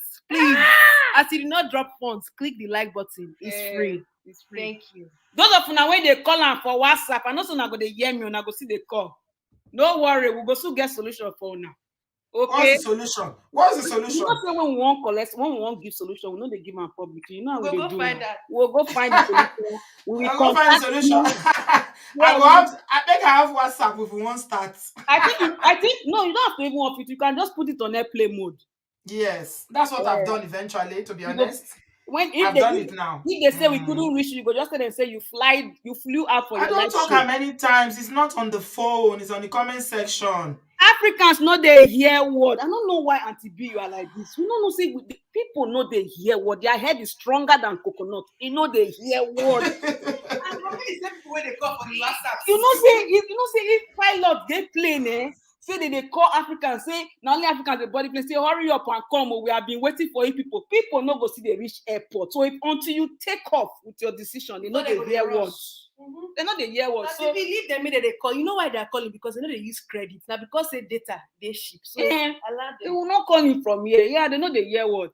Thank you for today's live. Today's story is very, very painful, Auntie. And everybody has spoken well. This Mongo Park man is a wicked man.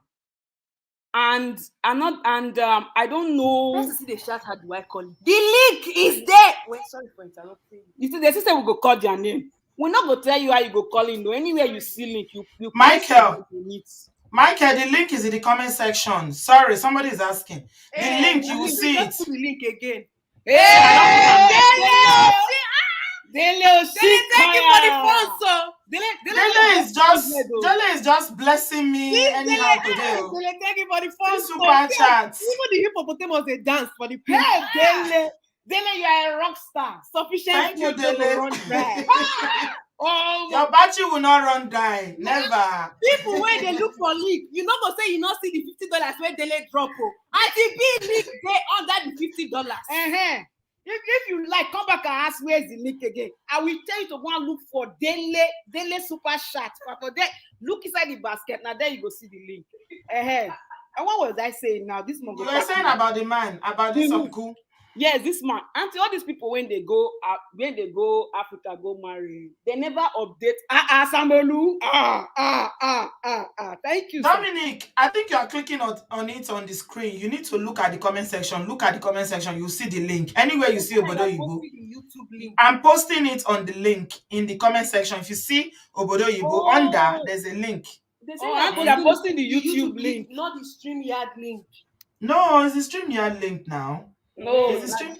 No, not the YouTube. That's what link. Samolu was saying. Now the YouTube link. Look on. Is it? Are you Yeah, serious? Now YouTube link, not the StreamYard. Okay. All right. Sorry. Okay, thank you. And the work no easy now. Try it now. Try it now. Auntie B has posted it. And the link is I there posted now. it. Yeah. Sorry, guys. You know easy. I'm multitasking. You know easy. Auntie, not mind that this thing no easy, you know easy. You know, see as the super chat make Samolu see roads, no tell us, okay, now the YouTube link. Money make you see things clearly. Money get things quicker. People don't enter studio. Okay, I was posted now. Not be your fault now. May they wait. Thank you. Thank them. Talk, my people. Yes. Ladies. This this Mongo Pakian auntie, he was already premeditated. He already knew what he wanted to do right from time. Yes. He's going to Africa to go and bring this beautiful lady, and this lady working very hard. You know, getting your bachelor's degree is not easy, especially when you come from another country to a new country. It's not easy. Come say you be black person. Come say you live for the French part of Canada. It's very difficult. First degree and second degree. Oh, this babe. Exactly. Beautiful woman have beautiful children, right? So this man already has premeditated desires and decision in his life. That's what Uncle Tosin said. Yes. All these old cargo Mongo Pankians in their abroad inside. All of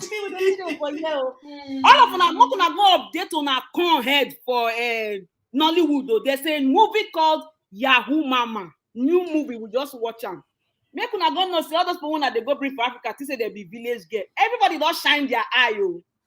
If you are going abroad, because especially when they Nigeria can never be abroad. Africa is abroad. If you are living in the diaspora, Africa is abroad now. Yes. If you are living in the diaspora inside, you can say you won't go waka go Africa. You won't go collect one fresh shenke. T say you go dull the girl brain. You are wasting your time. Everybody don't shine their eye for Africa. They know what is going on. So as you are having your own selfish plan, they in the Africa, they are having their own selfish plan. I wonder. It's true. The people when they come for Africa know say, okay, I don't see jackpot too, and I'm coming. It's the reality of life. Whether they are going to go from the village or wherever it is. Everybody has a motive. They all have motive. Exactly. So, and everybody's calculative. So those people when they see red flag, they go say they're going to endure the red flag. Now it's not that bad because what they are calculating is greater. The passport is higher than the red flag. No. Until some of them, it go shook them, whether you are a man or you are a woman.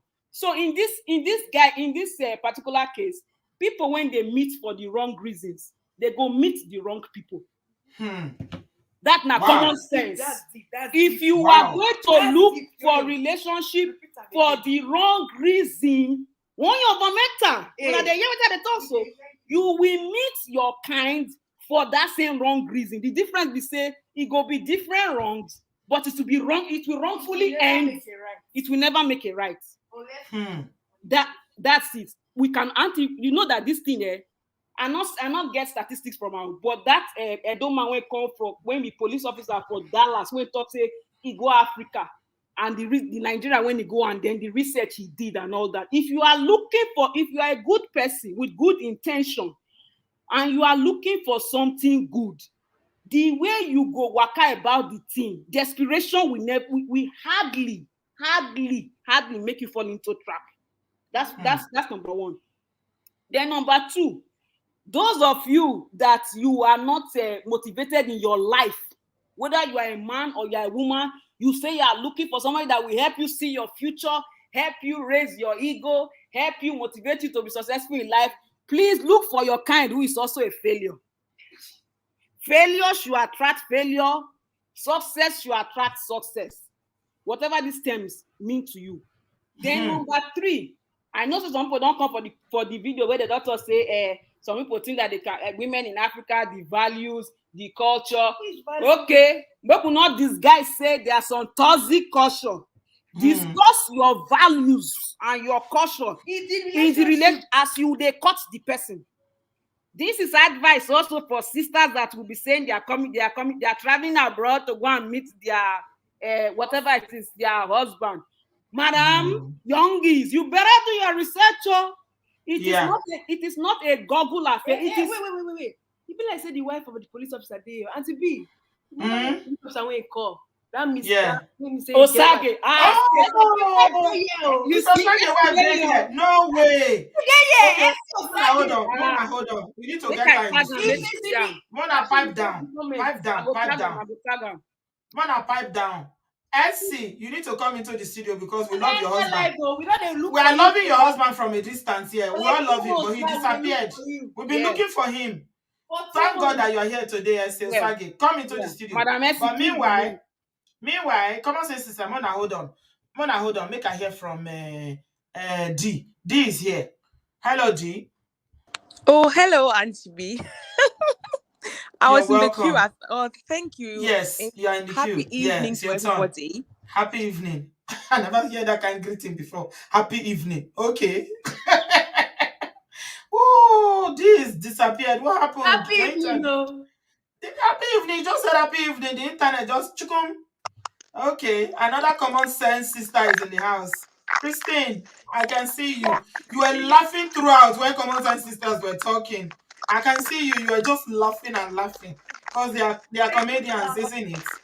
They make me laugh all the time. But I always look forward to them coming on. They are comedians. I tell you.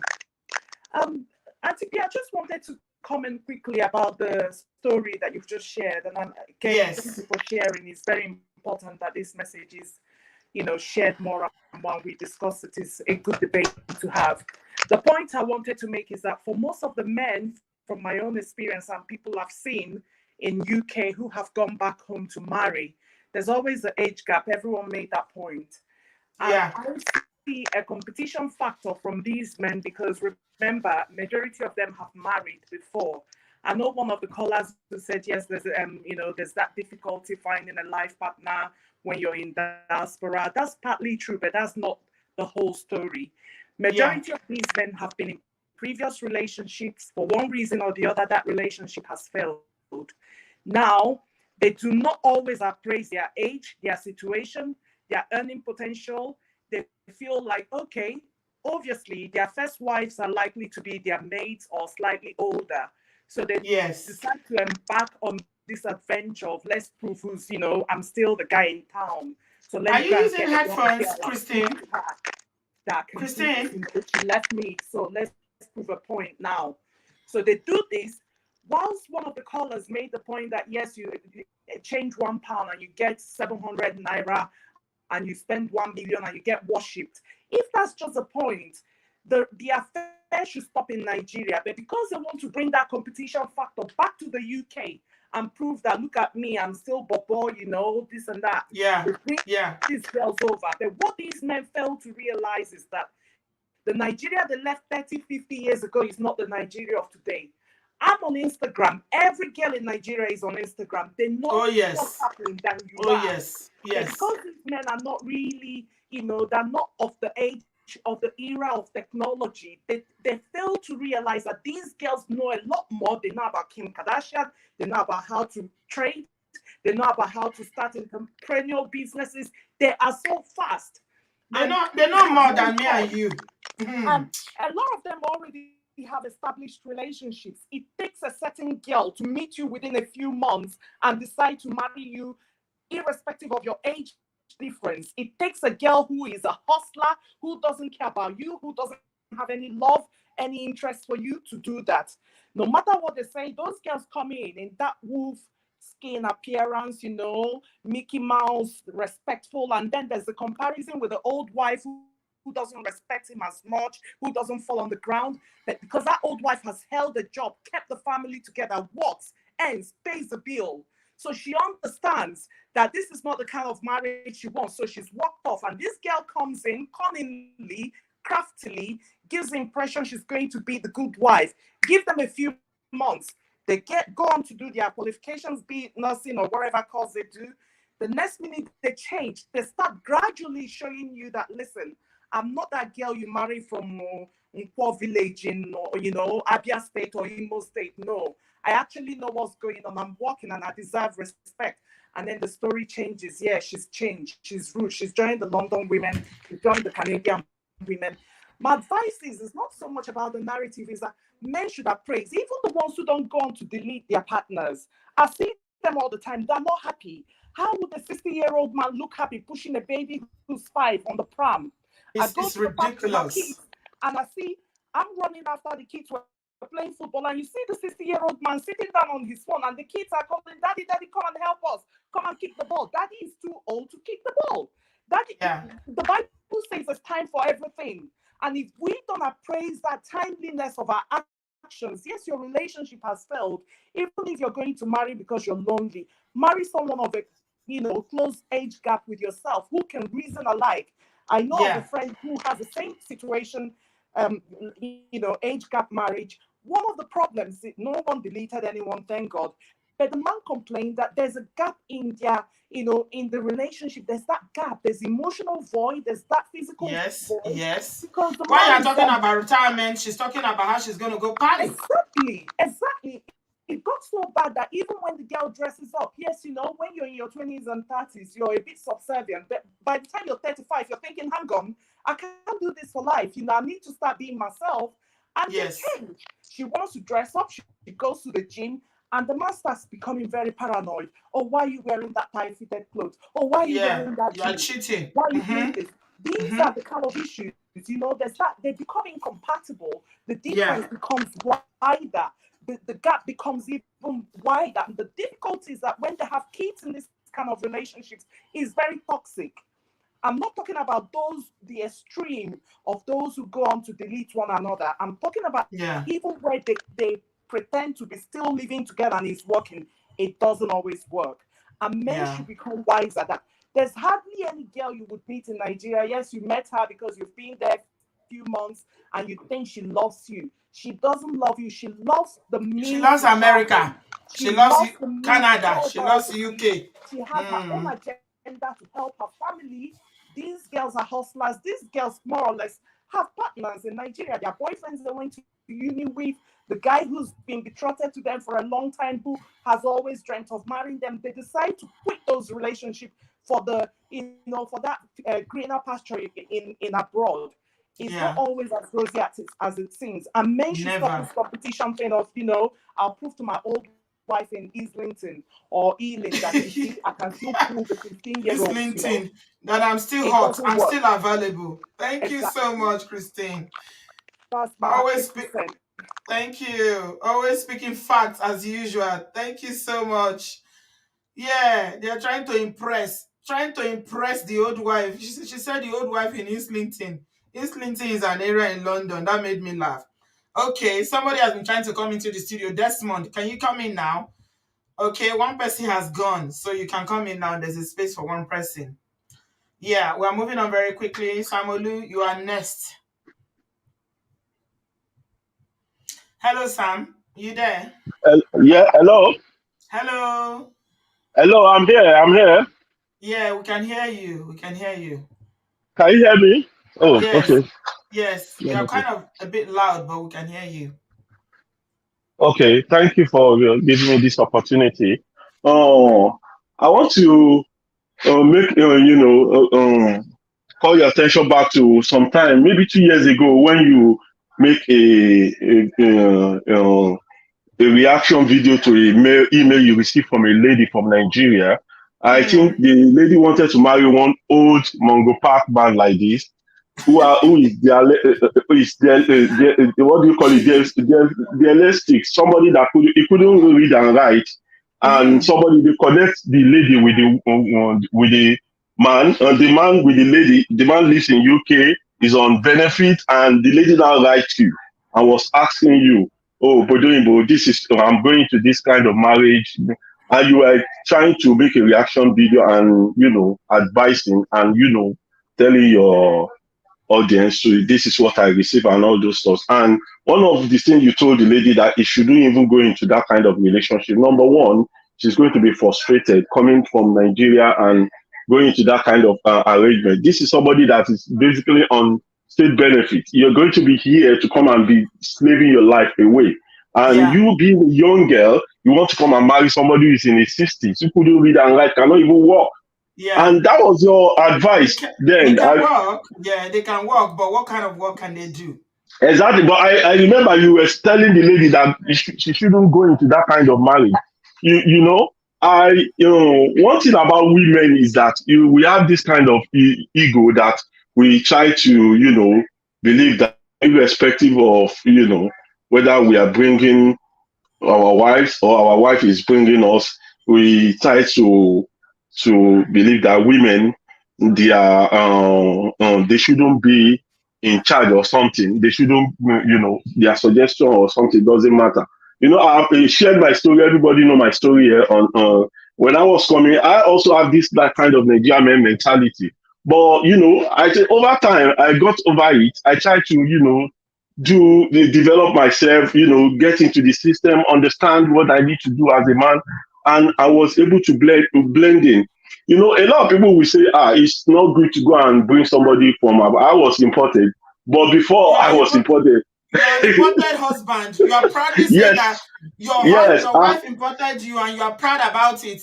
But then again, it's because you listened to her. Remember, she was telling us how how all the processes that you went through. How many men will humble themselves like that to listen to their wives to say, okay, you gotta do this, you gotta do this. Amati laid it out for you, Sam. You know it.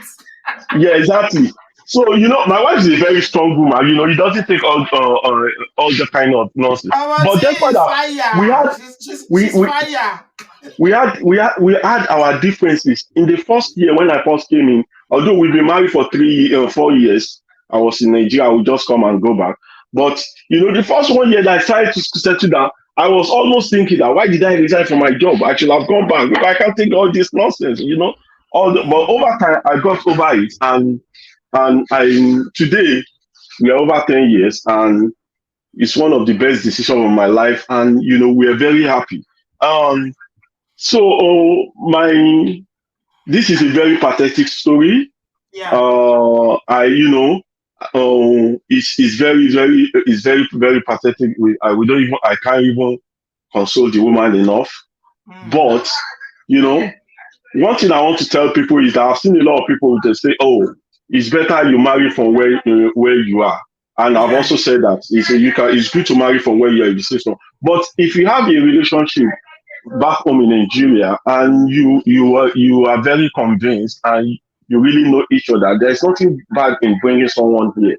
The problem I see is that with the men, especially those who are not America, is that you see somebody that's an illiterate or semi-illiterate who couldn't even pass these borders, and you go and marry somebody who is a graduate from Nigeria. What were you expecting? They were expecting those ladies to be very dumb, because their intention was that they want to bring in women that are intelligent enough to pass this nursing exam and be able to be making money and be submitting their paycheck to them every week. Which is very pathetic. What do you expect? You expect him to turn your wife to a slave. Submit over time, no matter what. If somebody is very dumb, over time she will wake up. She will give her, she will give her receive sense, and say, okay, I can't be going on like this for the rest of my life, and she will receive sense. So this is what is going on, and you don't expect as human beings we will react. Even if it is a man that a woman brings, and the woman who is expecting be bringing your money while you go and work and do it. Over time, too, you will get sense. Let me tell you something. Recently, myself and my wife, and another thing is that those men, they don't develop themselves.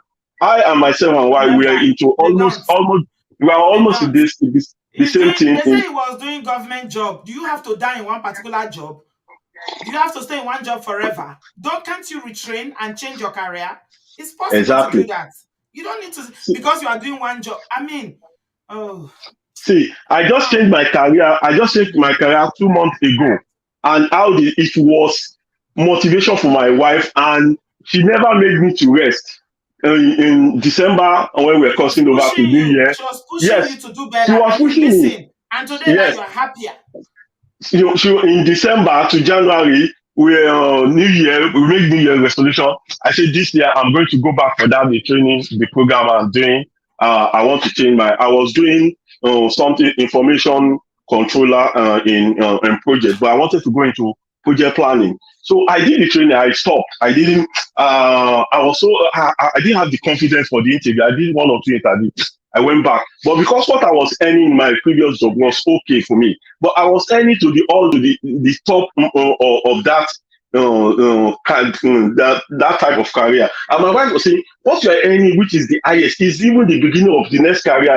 I'm trying to encourage to do." Yeah. So Yeah. I went for the training like twice. I stopped. I didn't. So this during the new year, I made that resolution, and I started doing the training. I went back on YouTube and I stopped. And my wife was, I was so, each time it was like a frustration in the house. No, you have to do this thing again. And she too, she wanted to change her career too. So she started doing interview. Then suddenly I just went back. I paid for the training again, went back, started, and I began to turn out my CV in. And unfortunately, my wife got her house before me. And as she got her, that's also giving more motivation. And I begin to search, as in if you see the drive in 1 week, I did interview Monday, Tuesday, Wednesday, Thursday, Friday. As in, I was doing interview there and there. And as I was doing that interview, I began to gain the confidence. And eventually I got one. I got fantastic with a fantastic pay. And today I have been on the job for 2 months and I'm doing fantastically okay. And what I was even thinking that, if I get to this job and it's going to be somehow. But today, I was even seeing the progress. There's not even big deal to it. That is, what most men don't do. You see your partner is moving ahead. She's trying to develop herself, changing career, making, and you are there as a man. You're not even trying anything. So these are the things why some of those men are now frustrated and they want to put their frustration on their wife who have decided to improve themselves.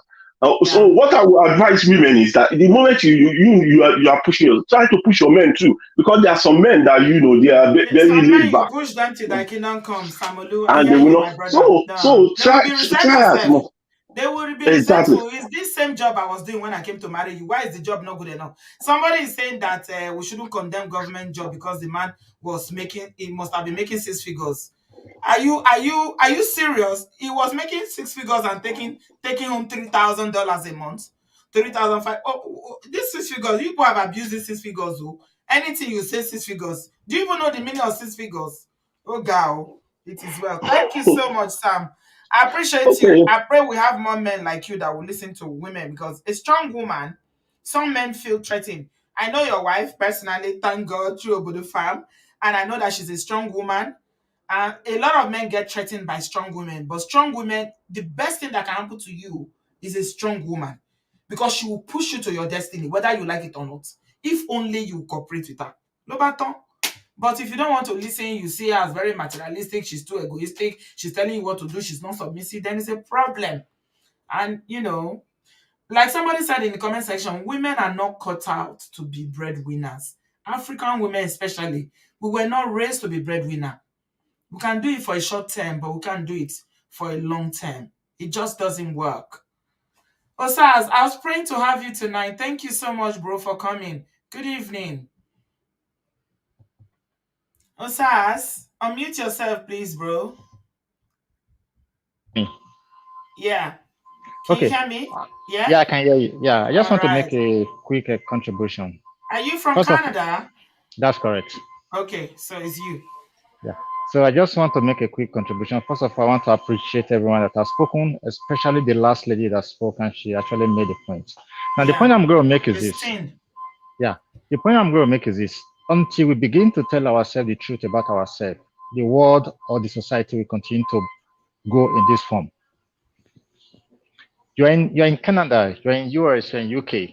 You go to social media, post your pictures where you don't even work, the cars you don't even have, and please then send it to any lady in Nigeria or in Africa. Or the lady is here, they do the same thing to any guy in Nigeria. They believe you are living the best of the life. Meanwhile, this Western world are like a bridge that is designed, that is kind of elevated at the middle. You stand at one end, you think what you are seeing at the other end is so beautiful, but by the time you cross, it's a different ball game entirely. You project to people that this is who you are, meanwhile you are not there, right? The truth be told, a man was killed in Africa, in one of the Africa countries today. I don't want to mention the name. Sorry, the man was deleted. Sorry. In one of the Africa country, in one of the Africa countries today, the wife was well known all over the world, and the wife is late, right? Yes, we talked about it at the beginning. It's Good. I Dr. just joined you. Akunyili. Yeah, I joined you not quite long. Now, if you look, I took 10 minutes to talk okay, about them because they are people that I'm very, very fond of.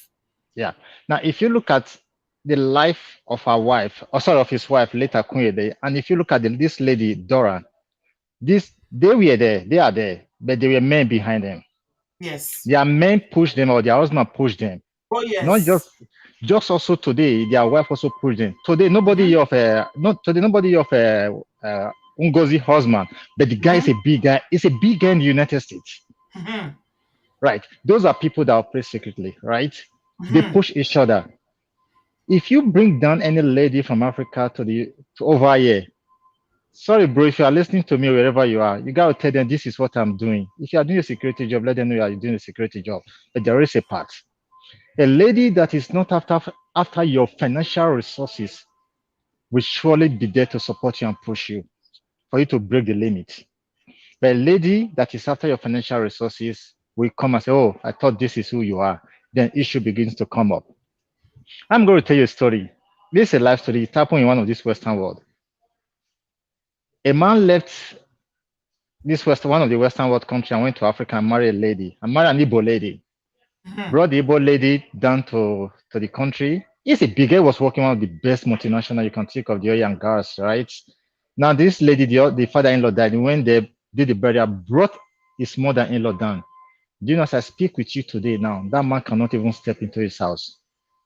What happened? Something happened to the man. The man became kind of like having some sight. He can't see clearly. Now, this man he opened a business for the wife. Hair salon, very big business. He went to his wife's store. And the wife told the husband, say, please come and be going home. My friend, whose husband is a medical doctor, will soon be here. You are smelling. Oh, Jesus. You know, at times, the story we hear or we know, we got to do some investigation. Now, she was able to tell that man because she didn't push the man when the man was going down, when people were being laid off from the oil industry. When she didn't push the man or the man didn't push himself.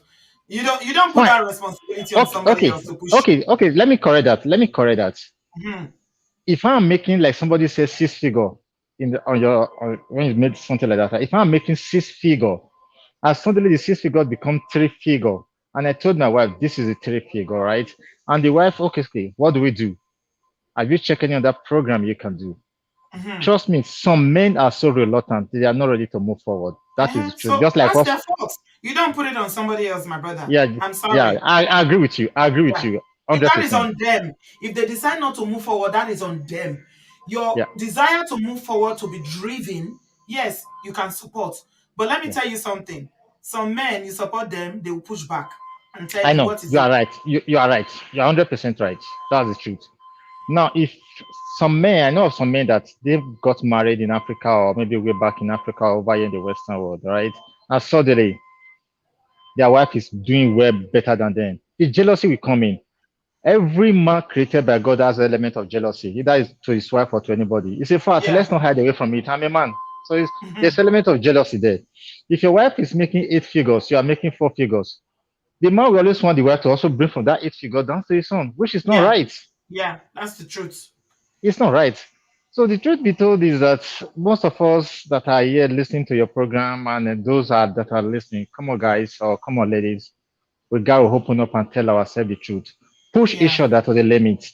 Yesterday you were saying that there's a lot of things happening in terms of all these imported wives and in Canada.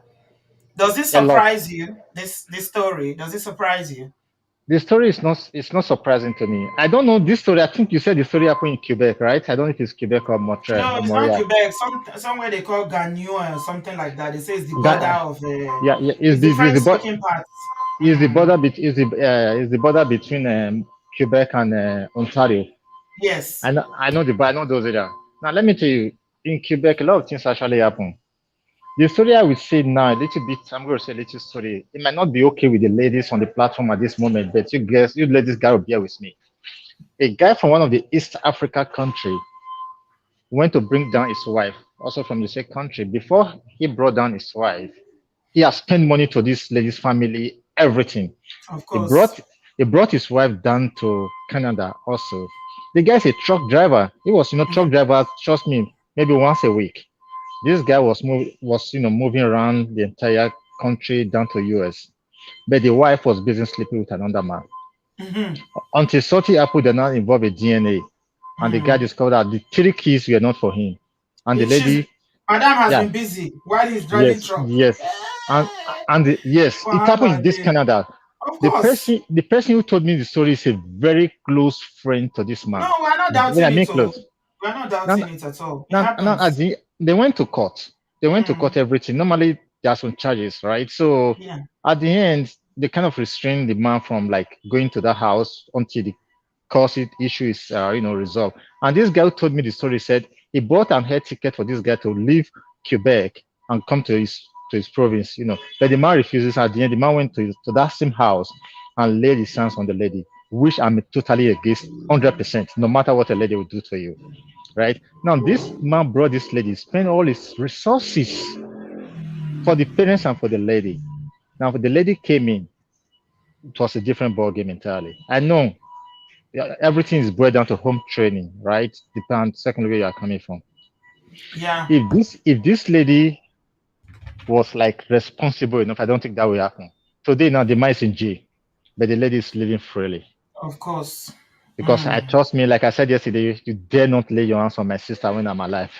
The reason why you cannot. Yeah, well, I mean, nobody is coming here to say that all women are good, that women are perfect. No, that's why I always say here on the platform that it's not about gender. It happens to both men and it happens to both women.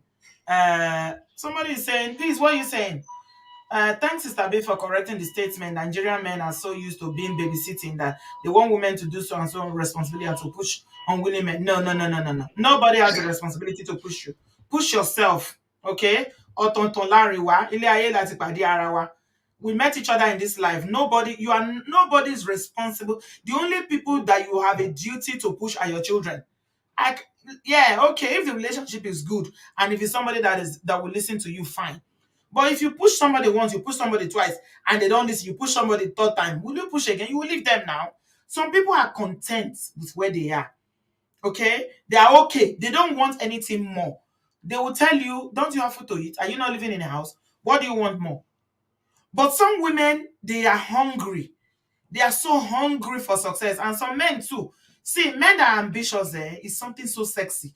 When you see a man that is ambitious, he just all the time, there are different ideas. He call his wife and say, what can we do? Okay, this is another thing, this is an opportunity. They will even be pushing you as a woman. It's sweet when that kind of love. But when one person is the one that is motivated to improve, to get to the next level, to do this, and the other person is just okay, it's a problem. Especially when it's the man that is not doing well, because women are not, especially African women, we are not designed to be breadwinner, to be pushing anybody. Okay? It's good to push if they will listen. But if they don't listen, call. Thank you so much, my brother Osar. Unfortunately, I have to move on now because of time. We've done 2 hours already, and I still got a studio full of people. Babe Bim, you're Hi, welcome, Sis my B. sweetheart. You're Good welcome. afternoon. You're Or good, welcome. or good evening. I just wanted to put in my 2 cents here. I believe that, our women need to understand that when somebody comes to bring you abroad, nothing is free. So you have to be very careful and understand this person's intentions, because at the end of the day, one kind, you will pay for it. Mm-hmm. So just know there's no free lunch anywhere No in free this tea. world. No free tea in China. It's not there's nothing free. No matter how much you love, the bills in these countries will throw that love away. But do they tell them though? They Do you never tell the tell people them. you go to marry that this is how it is, or you make them look as if abroad is If just is heaven? if they are not like kings, They will not want to move and marry these men now because the men in Nigeria, they can afford to do so much more for the women. And Let's be Nigerian men honest. in Nigeria do a lot. They This is do the a lot. expectation. They And do women a in lot. Nigeria, and okay, a lot of women would do, but that is between, the bands of marriage. Yes. But still, men do more over Men there. do a lot more. In Nigerian women are spoiled. Yes. Because of that. And you now find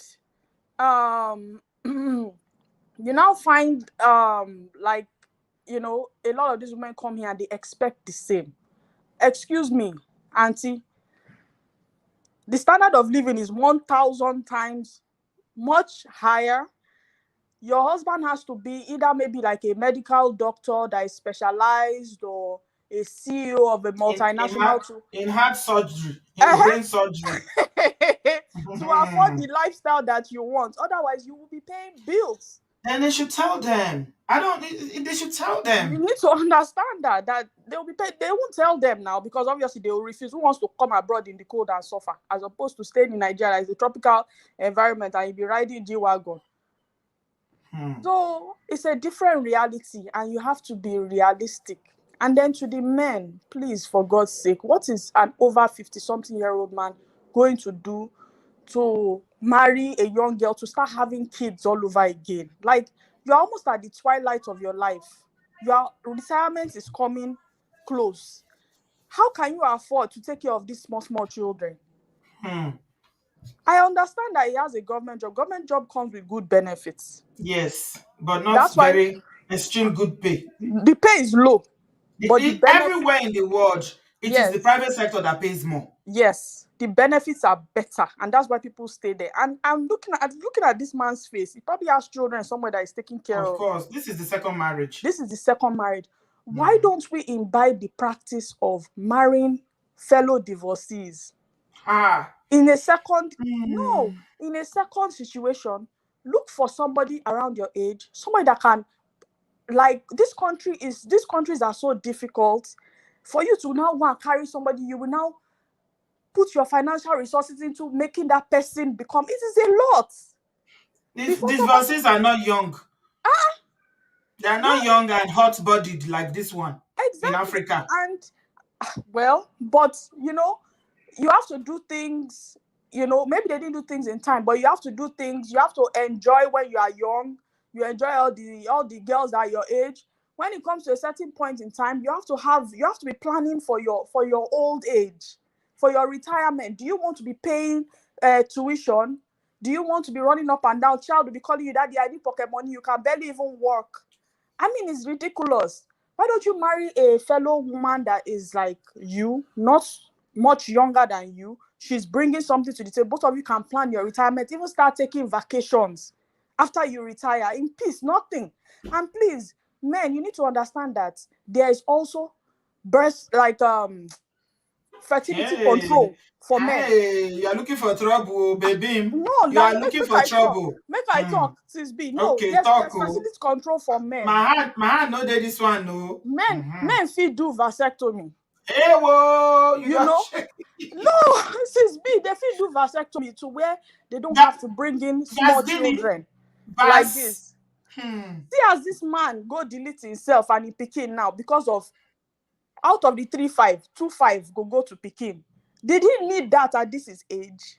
Did he need it? I'm sure he has older children somewhere where they never chop finish. Did he really need this? Samolu, you are not a serious person, I swear.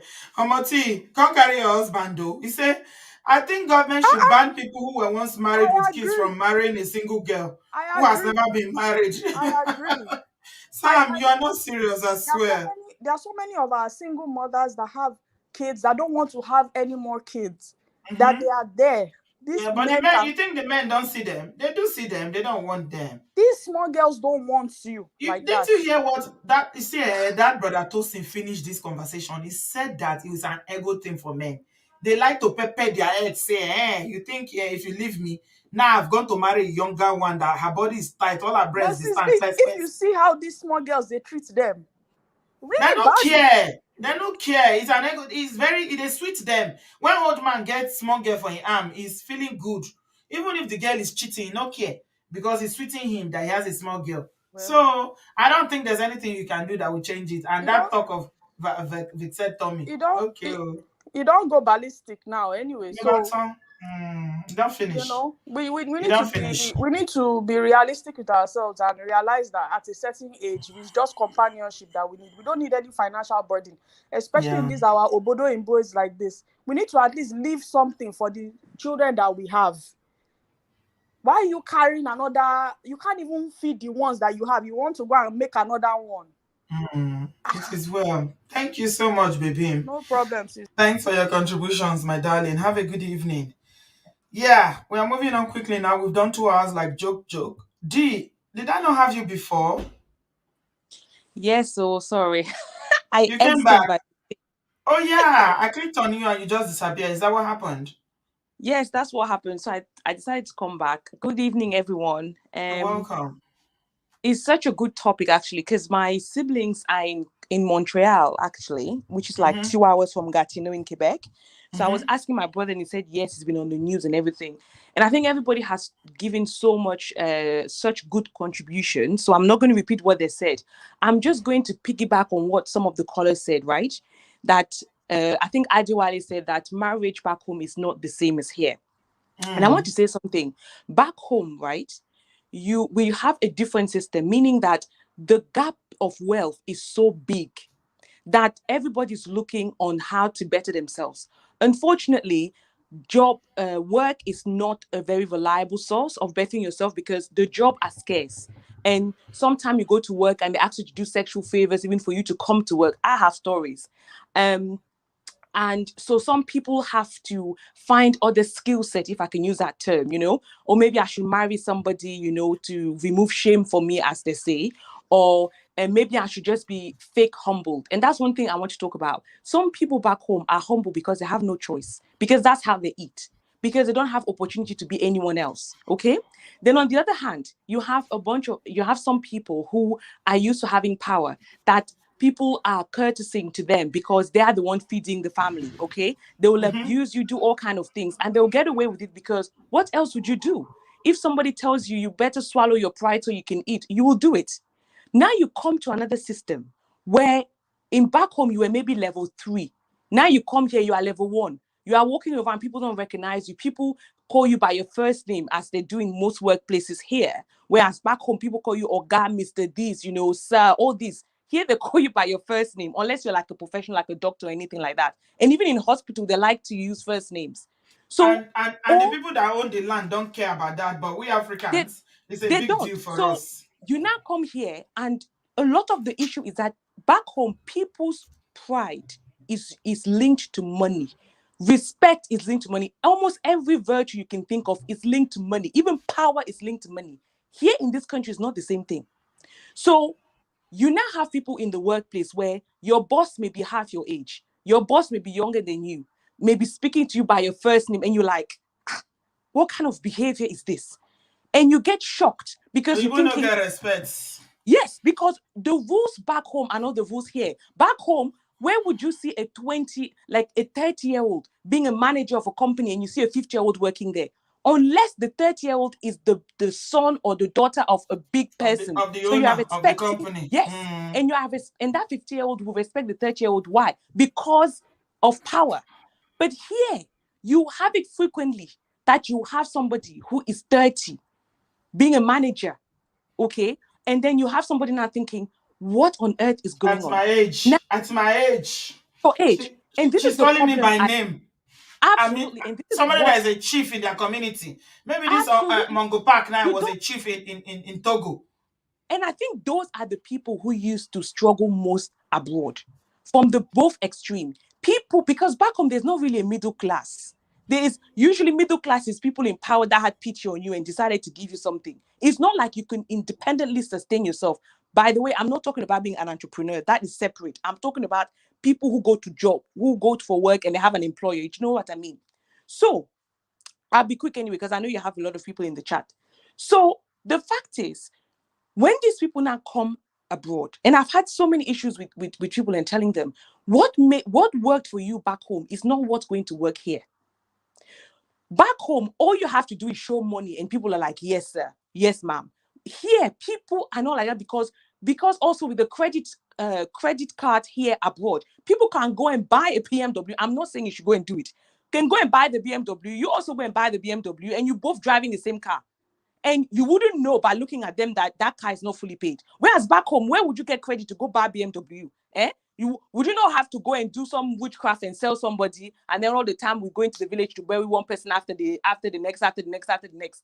But here you have these people. There's not the massive wealth gap, and if there's a wealth gap, you cannot see it. You go to Marco Cause, you don't know who there is buying by credit card and who else is buying cash. You don't.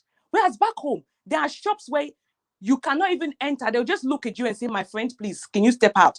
Obviously, I know here also you have very high-end places where they look at the way you're dressing and all of that. But I'm talking about middle class. So a lot of people come abroad and they don't understand that if back home you were successful because there was an injustice, if you come here, you will struggle. Because there is an injustice here, of course. Every place, nowhere is perfect. But you have to understand that you have more chance of succeeding here if you don't have any name than back home. So these people who struggle a lot of the time is that they have not developed themselves. When you go through the workforce, Auntie B, are you there? You're very okay. Sorry, I'm here. Auntie B, okay, yeah. Okay, sorry. I'm here. You're on the floor, so I just allowed you. But Okay. Summarize now so that I can move on and allow other people in the studio. The thing is, and I always say this, is that some people are ahead because the system is unfair. When they come to a system that is fairer than the system they've come to, they struggle because they don't want to admit to themselves. The reason why I was balling back home was because there was some nyama thing I was doing, some injustice that was going on. It wasn't purely my skill set. Because now you come to a country where they will not evaluate you on your skill set. Yes, there's racism, but there's tribalism back home as well. Do you understand? You now come here and now you have to evaluate your skill set, and you realize that you are further than you thought you were. So now all of a sudden, you're not all that. Yes, you are screaming. You gather age, but you don't gather the knowledge. Racism, you are screaming sexism, you are screaming everything. I'm not saying those things do not exist, but people, I'll say this and leave. People who struggle most I've seen abroad are people where back home, they do not develop certain skill set like being flexible, being humble. I'm talking about true humility. They struggle in the workplace because they want people to give them respect because of title. But here, the director knows that if he or she messes up, the employer are just going to leave all the time. And how would you get work done? Whereas back home, you can just tell somebody, I'll fire you, and they'll work, they can miss their child's baptism, they can miss their children's wedding because they have to be at work, because they have to do all these things. Here, you can't do that. You can sue people, you can shame them on social media, you can do all these things. So I would just say this. So I'm not saying any of particular people there, that's what they did. But I'm just saying to anybody listening to this is why, if you are going home to bring somebody, and again, that's generalized, if you are going home to bring somebody, you have to put in the back of your mind that this person may be acting the way they're acting towards you because you are the ticket. You're their meal ticket, yeah. You are the ticket out. And that's for both men and women, no. Ladies, all of you that are dating, you are dating all those hungry mangupas in Nigeria. And the thing is, I don't blame them in the sense of they're doing what they want to survive. So now, all I can say is that for me, I just have to discern, okay? And know that, you know what? I'd rather stay here. This is my own personal view. I'd rather stay here and meet somebody who is here, who knows how the system works, who has had his ego being primed by a workplace, not by me. And now we can go together and go somewhere. Because the lottery that you're going to do back home, my dear, it's very hard. So that's all I'm going to say. God bless everybody. I'm still here for the next people that are going to come on. Auntie B, bless you. I always pray for you every time I come in. And I'm always saying that God will bless you. I'm telling you, you said before that you were ill and you said, am I going to go to my children's, wedding? You will go there, okay? Amen. You will go there in Jesus' name. All your kids will be there. There'll be great people, and you continue to help us with this channel because it's very, very good. Thank you, Auntie B. Bye now. Thank you, Dee. Thank you so much. I appreciate you. Love you very much. I appreciate you. God bless you. Chama, you are next, but your connection is not good, sweetie. I don't know why. I tried to help you. I disconnected you and see if you can come back. You did, but it's still not good. I'm so sorry, but I can't add you. Can you disconnect and come back again? Lovely. You're next. Hello, lovely.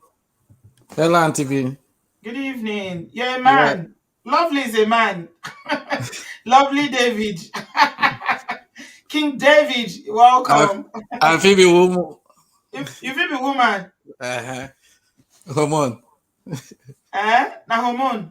Yeah, hormone change. Abeg o, no start o. No start o. Where you dey join us from? Lovely David. Yeah. Auntie B, are there Canada? Okay, you're welcome. What do you have to say? Okay. All I have to say is what the man did was evil. Yeah, but regarding the problem and challenges most ladies and men are having in this part of the, I think it's all about older men, like people that have kids, divorce in the previous marriage. Is your YouTube on, Lovely David? You need to put your YouTube on. That's why it's echoing. All right, wait. Yeah, turn your YouTube off or mute it. That way your voice can be heard clearly without the echo in the background. Thank you. Hello, Auntie B. Yeah. Can you hear me now? Yes, better. It's much better. Thank you. Okay. What my one thought is for people that are divorced previously in their marriage with kids, it's about time we need to advise Nigerian men and ladies that if you have kid in your previous marriage, you don't necessarily need to have another kid when you marry again, So because all I believe is like if you have family already, you can find love with someone else without making another babies, Absolutely. Because absolutely. at the end of the day, what's the point? The other kids are yours. So if you're gonna go about making babies and then struggling with finances, it doesn't make sense at the end of the day. Yeah. Yeah. So I think people should learn that it's not about like getting married and having kids. It's also, and again, if you already have in your previous marriage, it didn't work. You go, yeah. It's not a must that you have to marry again, though. You can even be single and take care of your kid. Absolutely. Yeah, that's what I'm saying. It because this idea of this mentality of for men and for African people, thinking that okay, because of the first marriage didn't work, they have to jump into the next marriage. Yeah. I don't think it's right though. I'm not judging, but I'm just saying, people can still be happy without getting married. Absolutely.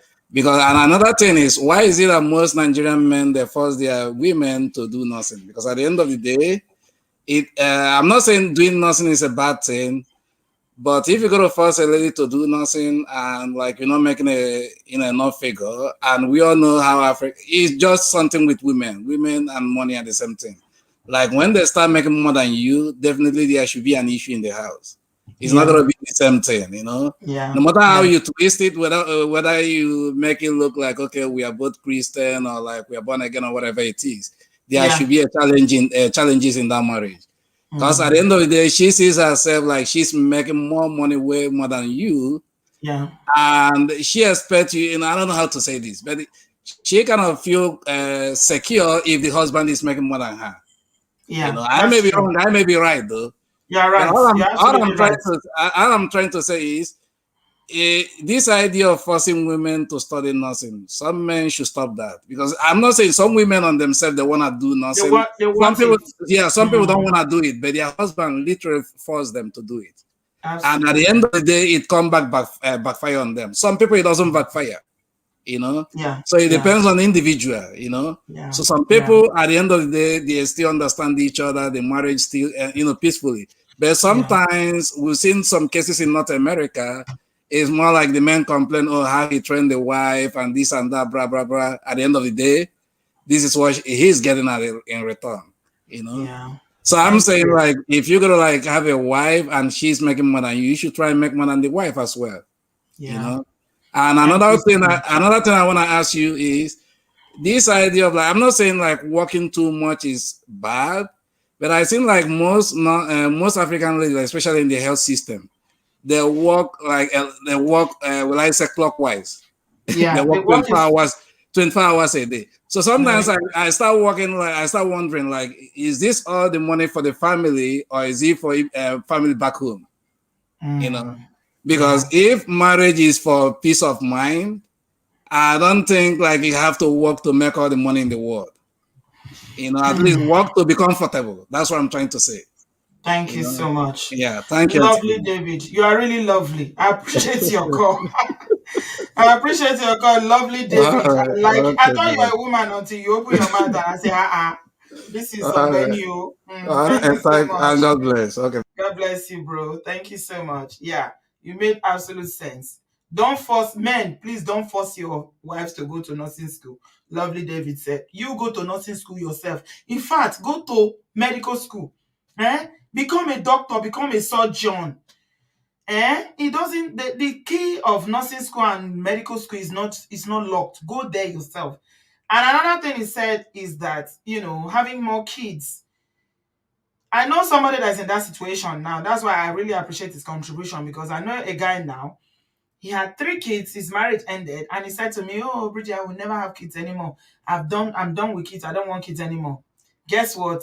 This uncle went and married a young girl in Nigeria. The young girl has never been married. She doesn't have any kids. So what do you expect? Is she not going to have her own kids? So he said, okay, you can have one. They had one. And now she wants another one. Wahala start. He said, no, I will never have another kid. I don't want another kid. The girl said, I can't have only one child. Wahala started. Now they are dragging each other. They are fighting. So I said to him, I said, you see your life? Can you see your life outside?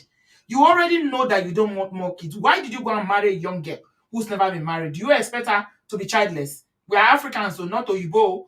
Oyibo woman can say, okay, I don't want kids. Every African woman that I know, hardly before you see, I've never seen one. If you guys know one, please point out to me that will just wake up one day and say, I don't want kids. We love children. We crave for them. The more, the merrier. So you are a man. You are in your late 50s. You say, I don't want kids anymore. The first marriage ended very badly. The woman dragged him by. He's not even collar. If there's anything else you can drag somebody with, that's what you used to drag this man. They were in court for over 10 years, dragging. So now you went to marry. Instead of you to go and marry like Uncle Sam said, marry a divorcee or an older person, age appropriate, that already has kids, so that you guys can just enjoy your, middle age together and grow old gracefully. No. Small girl, if you see by the edges, come on, sister. Thank God you are here. When I saw the picture, I thought it was the daughter. I said, but the way this girl is lying on his body, a child cannot lie. A grown daughter, because he has a grown daughter, I said, a grown daughter cannot lie. Until I saw the wedding picture, I shook. I was shaking. In fact, I fell on the ground. You went to marry this girl in Nigeria. Pretty girl, young thing, if you see her.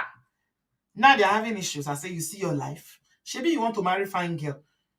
Now, continue to have children. No, I don't want children anymore. Whose fault is that now? This is the problem. So, men, when you want to marry that fine, beautiful girl, she will have her own children, no. Especially she's not been married, she doesn't have kids. Give yourself peace of mind in your old age. Otherwise, they will drag you. They will drag you by your balls. You go, no. Abisola, you're welcome, my darling. Yes, Auntie B, thanks for having me. Yeah. So, my heart really goes out to this woman. I pray God consoles her. But a few things that went through my mind as I was watching this show. The first is I really appreciate this show because a lot of people are watching, and I believe people will learn, both men and women. Amen. That's our Yeah, prayer. people will learn, and hopefully, this can prevent further disasters like this from happening. Maybe someone that's going through a problem similar to this can make a wise decision. So I really appreciate what you're doing. Thank you. So the other thing is, most men, when they want to marry these women back in Africa, they go there, they lavish money on them, like previous scholars have said. They don't, the women, they don't see the man as someone that will bring them over here and now expect them to be paying all the bills. Because if they started and show them, oh no, give me money back in Africa, most of these ladies will not marry them. So it already started out wrong. Because you go there, you show them like, oh, I have money, you give them money. You're Yeah, not rich showing them the boy. true color. Yes. Yeah. You're not showing them the true color. Because if you show them that, oh, you give me money while they're in Africa, the ladies won't give them. Most of these ladies, they see them as people that will take care of them when they come over because they've been taking care of them while they're in Africa. So when they come over here, it's a different story. And that is where the problem starts. And it's okay for the ladies to help the husband. But most of the stories we hear, the man wants to like embezzle the woman's money. I'm telling you, most of the time. They want the ladies to like, give them all the money. And most people would not do that. So I think, like I said, it's a lesson learning from all of this. So people back in Africa watching these, if you have anyone that is proposing to you, really know what you're getting into. Really, really know what you're getting into. And the other thing, one thing I hear most of the time, the men say, oh, I brought you to abroad. I brought you to heaven. A woman's place is with her husband. If you marry this woman and you live in the village, she will go and live with you. So if you bring her to abroad, it's not like you're doing her a favor. Hello. Yeah. Go on. I'm hearing you. Abisola. So, whenever they marry people, they be like, oh, I brought you here to abroad. You're So not you doing a didn't bring woman a them to favor. heaven. I brought you to No, heaven. because if you marry her and you live in the village, she's gonna go live with you in the village. So a woman's place is with her husband. I So brought the you on a most of platter of gold. You are lucky I no, brought you. Who asked you? no, I not at beg. all. Some people So are better most off people, in Nigeria. They are of doing better course, in Nigeria than you bringing them. Because when they absolutely, come here, they lose their job. They lose, like Joy. Joy was doing yeah, very, very well in Nigeria before she came to Canada. Now she's struggling to yeah, even find her feet after all the abuse she went through. So it's not everybody you yeah. did a favor by bringing It's abroad. not a favor at all. It's not a favor at all. So, I mean, most of all, I really appreciate this program because I know a lot of people are watching and learning. And, hopefully, this is going to help people when they're making decisions, you know. And yeah, I really pray God help us and prevent all this kind of situations from happening. It's really, Amen. really a lot. I mean, all over. It's really, really all over. And I just pray, and my heart goes to that woman. I hope God consoles her and help her through. Amen. Thank you so Thank you, much. Auntie B. Yes. Thank you, Abisola. I appreciate your contribution. Thank you so much. Let us cut our coat according to your size. If you marry what is bigger than you get in trouble. Yeah, we are moving on quickly. We're running up now. King Blaze or King Blaze, sorry. Good evening. Hey, can you hear me? Hear Hello? you. Yeah, hi, King Blaze. Can You hear can you. you can hear me, Yeah, right? go ahead. Yeah, where are you joining us from? United States. Okay, you're welcome. Let me see if I can all right, so can you hear any echo or we're good? We're good, right? We're good now. There was echo, but it's better. Okay. Yeah, All I can right. hear you. All Yeah. right. So what I was saying is I've listened to what everybody has had to say, and I think, a lot of people have made a lot of valid points. Me, I'm very, very would I say I tend to take the position of the men because a lot of times nobody takes the position of the man. Uh, Of you know, course. women, it's a natural thing. Everybody's Yeah. sympathetic to women, and that's a gift that God has given to them. It's easy to feel sorry for a woman and feel like, she's been oppressed, she's been this, she's been that, and that's okay. As men, we bear the brunt, like, of, even in the court system, men are always the scapegoats, and that's okay. So a few points I want to make is this, right? Um, Somebody talked about, the men going back home to get this women, and having a facade of how they live out here. I think, this has happened to somebody who is very close to me as well, and I feel like, as a man, especially those who are older. I don't know, me, I'm not an older man. I'm not in my 50s. I'm in my mid 20s, right? But mentally, I would say I'm like maybe 40 or something like that because of the experiences I've had in the US. As a man, if you are, let's say, in your 50s and you want to go back home and get married to a woman, I think you need to understand. You should most likely look at it as a business transaction than for love, because you have to be stupid to think a 20-year-old or 25-year-old woman is going to be attracted to you like a young man. You know what I mean? So you need to understand the reality on the ground as an older man, that hey, whatever I'm doing with this woman, even if she's playing along, that doesn't mean that, that doesn't mean that I'm not. If you ask that woman what does she want, I'm sure she prefers a younger man who is coming from abroad to come get her, not an older man. So as an older man, you need to have that at the back of your mind. So with that being said, you should not just act like, I think you should take some precautions, right? You should understand that that woman is like people have said, that woman has dreams and aspiration. She has things she wants to achieve as well. So if you're looking at it from a one-dimensional side of, oh, this is what I want to do for you, and then you're going to come here, and you have to take into consideration what her plans are too.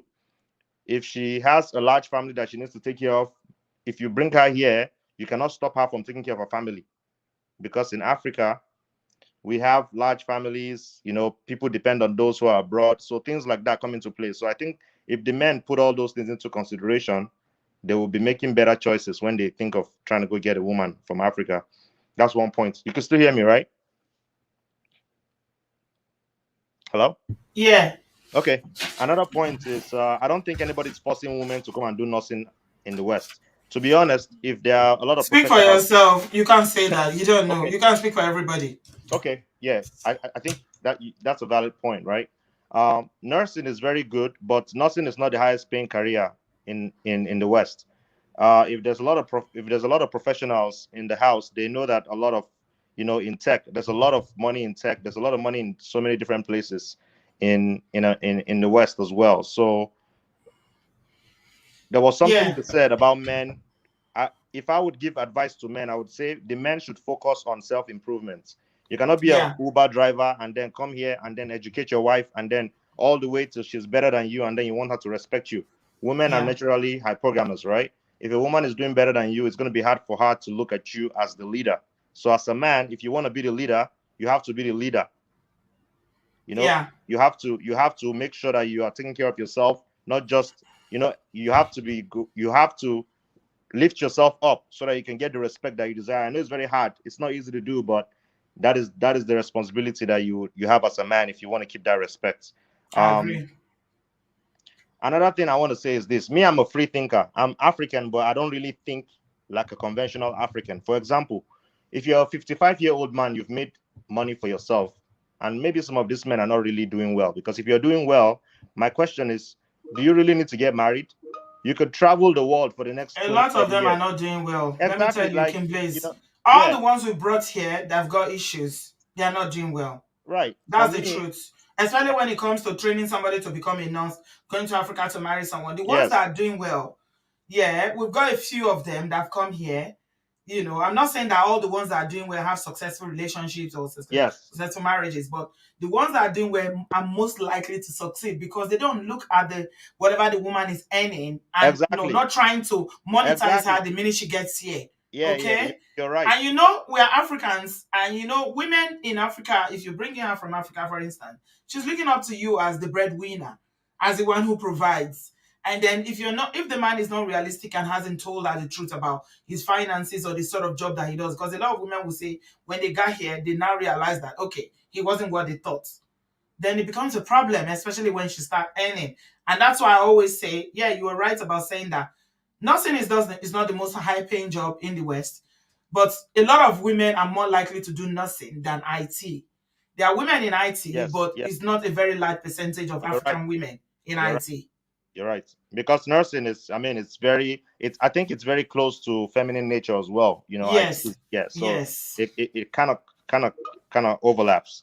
But like Yeah. you said, a lot of the men are not doing very well. That is why they're having these issues. Because if I'm going to be honest with you, if I'm a 50-year-old man and I'm doing very well, which I know I will be doing very well at that point, I don't see a reason why I need to go and get settled and go marry anybody. I could spend the next 30 years traveling with my kids or with myself and just hang around just use the next 20 or 30 years for a great experience. You don't have to Yeah. marry anybody. Like, I feel like Yeah. a lot of times where the issue comes up is that you have an expectation of somebody who is younger, and then you want to cage them into your reality. Yeah. Somebody who is younger has their own dreams and aspirations, right? Mm-hmm. They have. So if you are 50 something, whatever you are thinking is not what a 25-year-old is thinking. Just like somebody was saying that when she's going to the gym, she wants to look young, then you're feeling jealous. Of course, you're going to feel jealous because, she's living a young life while all these things have to come into consideration. In conclusion, right? Mm. In Mm. conclusion, I think men need to, men need to they need to, I think they need to really think about what they're trying to do here, right? If you Yeah. want to make a decision to go back, I'm not an advocate of going back to Africa to marry anybody, Mm-hmm. because first of all, unless maybe it's a high school lover or something, even at that, it's still risky, People because change. yeah, Yeah. the opportunity Mm-hmm. in the West is ridiculous. Trust me. Yeah. Yeah. The idea of somebody living a Buhari Nigeria that is devalued currency, terrorism, all these things, the idea of living that and coming abroad, almost anybody will take that. So Absolutely. yeah, so you cannot expect people to show you their true colors when they are desperate. Yeah. So as a Absolutely. person, you need to put that into consideration. If a woman is telling you she loves you, she could love you, but bro, do you know where she's from? You know where she come from? You know what I mean? Oh, that So love is conditional love. It's exactly, American love. exactly. If she's in abroad, she will not respond to your DM, and you know it. Oh yes. So Absolutely. men should You're use right. their brain so that they will Mm. not be killing themselves, doing all these things in the West. I know it's very hard for men, but as a man, look before you leap so that you don't regret it. Yeah. Look Yeah. before you leap, because in the West, if you marry a woman who wants to destroy you, she will take everything. She will clean you. Like, she can do anything, because you know you marrying her is giving her power to do what she can to you. So that is a very important decision that you need to think very well, especially in the West. So Yeah. men should think, they should really think very well before making these decisions, especially when, for a man who has been married before and you know the way the court system is, you better think twice. Yeah, I agree with you. Thank you so much, No King problem. Blaze. Thank you. Yeah. What I find about younger Nigerian men is that I like them more, to be honest. Someone like King Blaze, I can totally get on with someone like this because he's speaking sense, 100% sense and facts. What he's saying is his analysis is so, okay, apart from why he's saying that nobody's going to force somebody to do nothing, which is not, he's saying it's from his own perspective, but it doesn't necessarily follow with other people. Most of what he said, I agree with. Okay, somebody said here in the comment section that all the men he knows are either Uber driver or their security. And we discussed this the other day. A lot of the older men, yeah, it's Oluremi that said that. He said, to be most men that I know are either Uber drivers, working at restaurants, cleaning stores, car salesmen, or doing nothing. But their wives are all nurses. Okay? And this is, I believe, is in America or Canada. So a lot of the younger Nigerian and African men they are more, they are more determined, they are more driven. Nigerian guys, they are driven, but the older ones, I don't know. Maybe because when they come here, they struggle to get paper or whatever. I don't know. There's just something about the older ones that a lot of them just settle and they are just okay. I don't know. But the younger ones, yes. And their approach as well to relationship, I kind of like it better. All the younger ones that come here, I always, I agree with what they say and they tend to hit it. They just hit it straight up. And somebody was saying here before I go, Chama, you're next. I'm going to add you now. Potter's Love, I think he or she's gone now. Potter's Love was saying some things and I was disagreeing with him or her, and she left or he left. He said, where is the fear of God in this? We are talking about money, money, money, money, money. The danger of, no, the fear of God is very good though. Everybody wants somebody that has the fear of God. Please define what the fear of God is for me. Okay, because I feel it's just a broad statement that we Nigerians use all the time. The fear of God. Someone that has the fear of God. Define the fear of God. What is the fear of God? What do you mean when you say someone that has the fear of God? So that word, we use it very loosely. Okay. Yesterday we had a lady that came here and told us about how the husband brought her 2 years. She's been in Canada, in the US, not Canada. Excuse me. And the man was locking her out in winter When he came to Nigeria to marry her, Betty said, I have the fear of God. What is the fear of God? What does it mean to you? What the fear of God means to me might not be what it means to you. It's just about doing unto others as you want them to do unto you. Respect. Treating people with kindness, basic human decency and kindness. Because some people say they have the fear of God, they are the usher or they are the deacons in the churches. How can you say a deacon doesn't have the fear of God, deaconess? But we find that the most wicked people are the ones that say they have the fear of God, whether male or female. So this fear of God, we need to interpret it properly and know what it means to individuals. Yeah. Chama, I got you next. We're rounding up now. Hello. Yeah, you're welcome, sweetie. Where are you joining us from? Okay, I live in Dallas, in Texas. Okay, what do you have to say, sweetie? I was just wondering if there's a way, thank you for having me, first of all. So I was just wondering if there's a way that, your platform and the things that we talk about here, especially with regards to, this particular incident.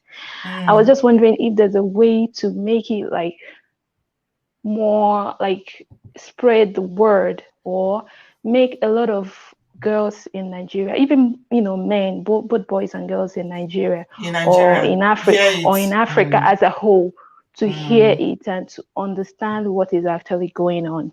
Yeah. Although some people are more informed, but I feel there's a need for a greater percentage of the population down there to like be more insightful into what is actually happening. Because at the end of the day, this is the desire to migrate. If somebody has that desire, for instance, in Nigeria right now, I won't blame the person, because this is a matter of survival. If you hear the stories, what's going on in Nigeria or even Africa as a whole, and then even when myself, I wasn't born here, I migrated too. So, when I compare the two societies, I don't blame anybody who has the desire to migrate, because the difference is just clear, Yeah. So it's actually a matter of survival. However, people should, don't use people. choose, young people or whoever, men and women in Nigeria or in Africa should migrate with caution too, For the reason why I say this is, when I was in Nigeria, when I was in Nigeria studying, I was in nursing, doing nursing, then in the university. There was at this point in my life when men were coming to marry me when I was down there. Unfortunately, some of the men, the men in the diaspora, there are other men that were, actually based in Nigeria. But one thing I noticed was that some of the men that were coming from the diaspora were actually older men. And that really got me confused, like, what's going on, It took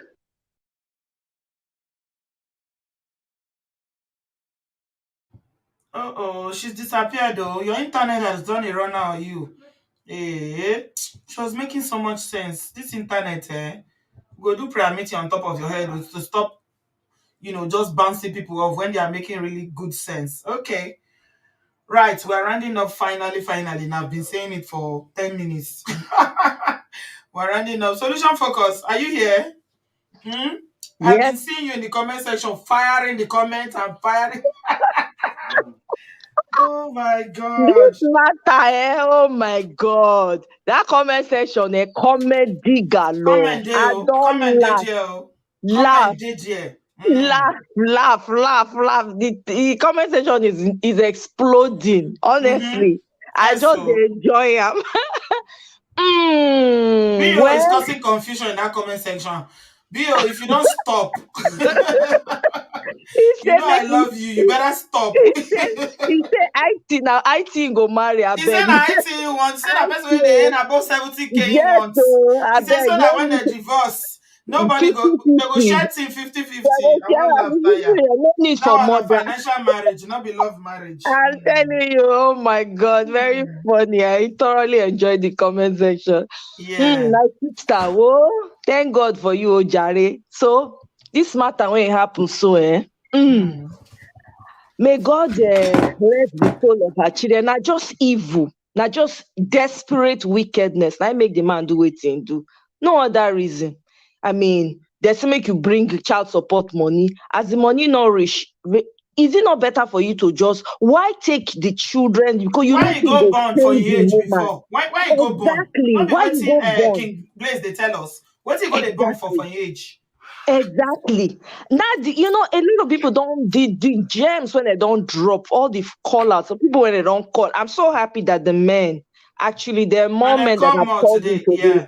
Oh Yeah. my God, I really. Who knew that we had men on this platform I'm like this? telling you, I was so I was pleasantly They surprised. came It got out a today lot. because it's not a woman narrating her horrific story of how what her husband did to her.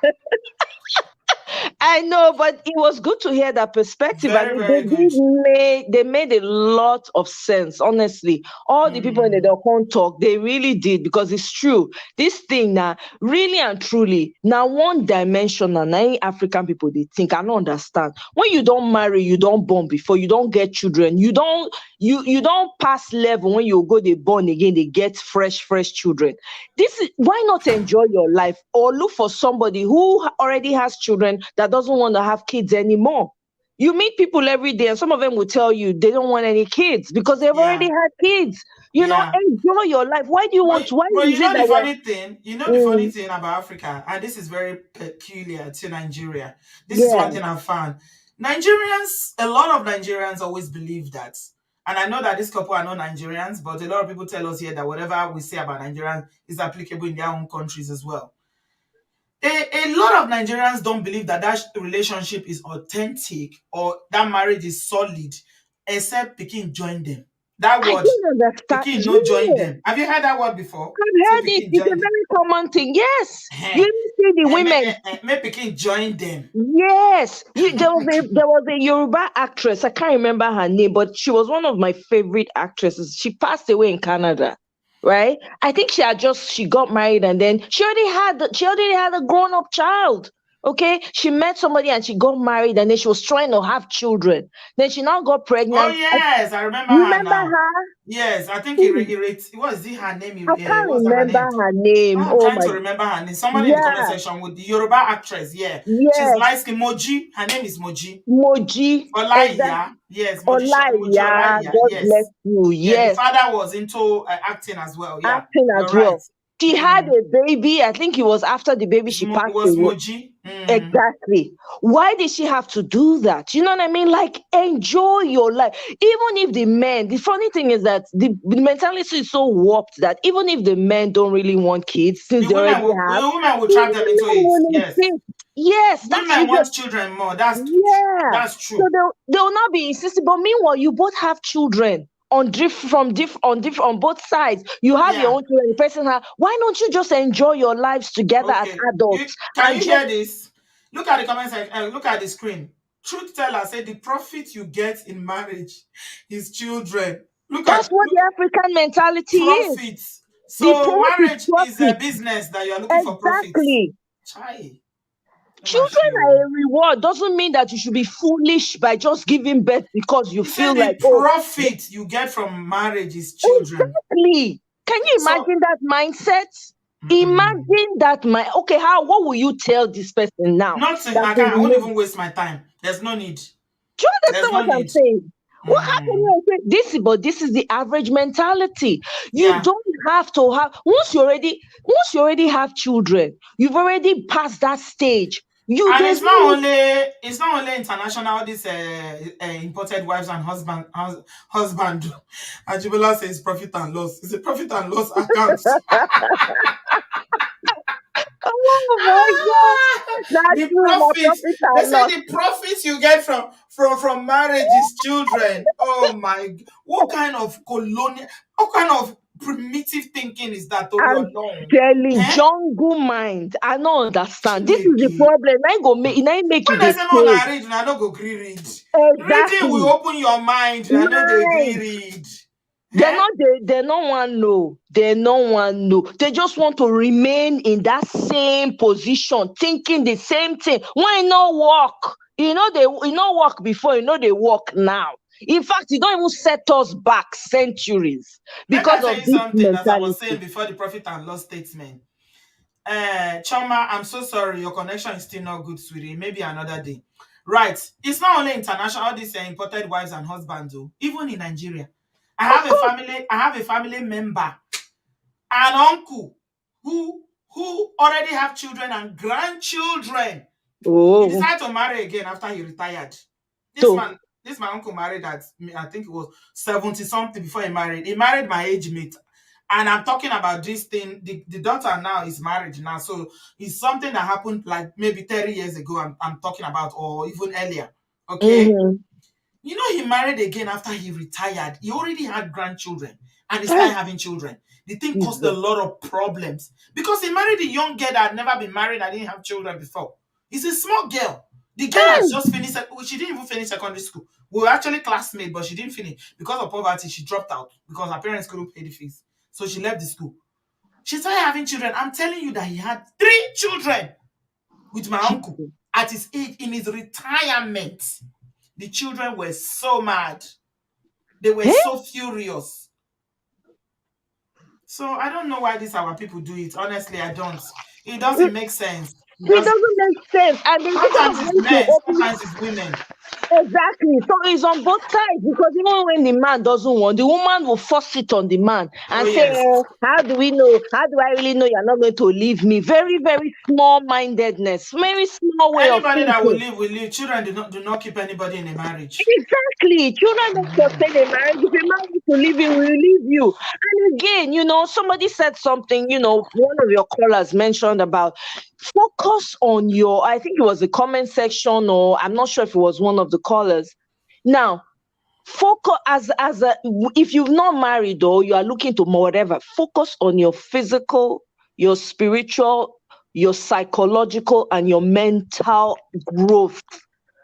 That is what you need to be focusing on, because that is going to help you determine what your future would look like.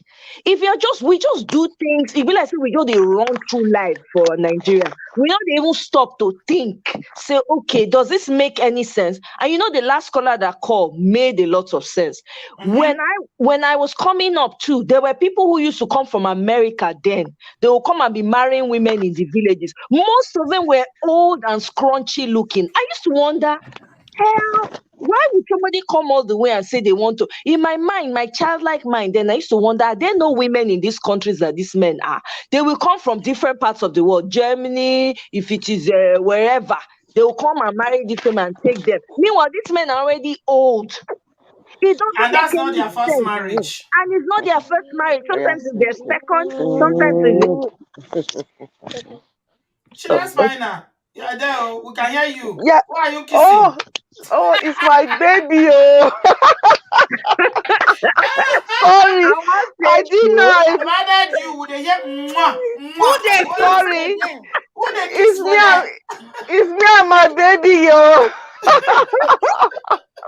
Sorry, I didn't know I was not muted. I've added you already. You say something since you finish kissing now. Kuku say something. Oh, bless you, bless.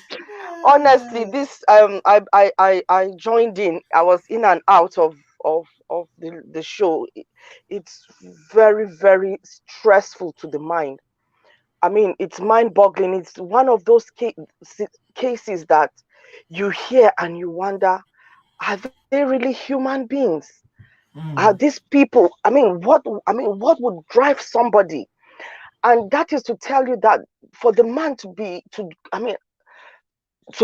at the point where he would have to delete his own pikin, delete himself, it did not start in one day. This is a man that has been living in severe bitterness. And bitterness From what I am seeing, no, I've not seen any research on it, but life experience has shown me bitterness is a disease, a very disease. And if people live in bitterness persistently, it takes over the mind and deletes everything good in a human being, and it drives you to do anything. Bitterness is an offshoot of anger. Then from anger, it comes and goes. But if you allow the anger to fester, then the bitterness starts to generate, and you don't kill that bitterness. You leave it to be deep-seated. There is the human being is the devil's agent at that level. This man, it is very clear that he was not a rational thinking human being at all. The reason why somebody would delete himself, it is not even in anger. It is he's thinking he's punishing the woman. He's thinking, oh, this judge, I'm punishing them. He didn't even stop to even think of what will happen afterwards, the consequence. There's afterlife now. As he's deleted, he's gone to the other side now. Those children have gone, and we know where they are. They are innocent souls, rest in peace. But for him, the mastermind, I cannot stand here and say I am judge, but what I know, if somebody take their own life, that is not something that is permissible in most religions that I know, So that in itself is he is going to meet his own judgment. But for the woman who is left behind, the question I would want to ask is, when he came to her to marry, hello? We're hearing you. She just fine. Sorry. I thought it's so quiet. I thought I was talking to myself. You muted so that you could talk. Oh, bless you. So the question for the woman now is, what was when this man, this Mungo Park, in all his old glory, approached her? What was the discussion on the table? What was his expectations? What was the agreement? In those days, I never thought, there was no I just fell in love and I went with love. There is no expectation. I had no expectation. But now we are growing older and we are seeing what is happening. We've experienced life. There is need for people who are yet to take that step, who are yet to make the plunge, to clearly state what their expectations is of one another. Now, at that point of expectations, did he tell her what he expected of her? And did she willingly agree to those expectations? And if not, when they came over, what was it that made her think that she could stay in his house and divorce him while still living in the house? Did she not see the level of bitterness? What was she picking? So it's a lesson going forward now. Unfortunately, she cannot. These are rhetoric questions, that she's not going to hear. She's not going to answer because she's in a pain that is unimaginable at the moment. It's not for her. It's for those of us who are now out here listening. Yeah. There might be somebody who might be going through the same situation like her. For there has been history where the police have been called. So definitely he must have demonstrated that level of bitterness once upon a time, or even had said to her that he was going to kill everything. He doesn't mind. And she did not take him seriously. Maybe not. But like you've always said on TV, it's better to come out alive. You can fight those things later. But first of all, get your space, get your sanity, and then come back and fight later. I took down some notes, and one of these was, it is very clear there was no love. This, like you said in other videos, transactional. The marriage was a transactional one. There was no love. if there was love, there would be fairness in it.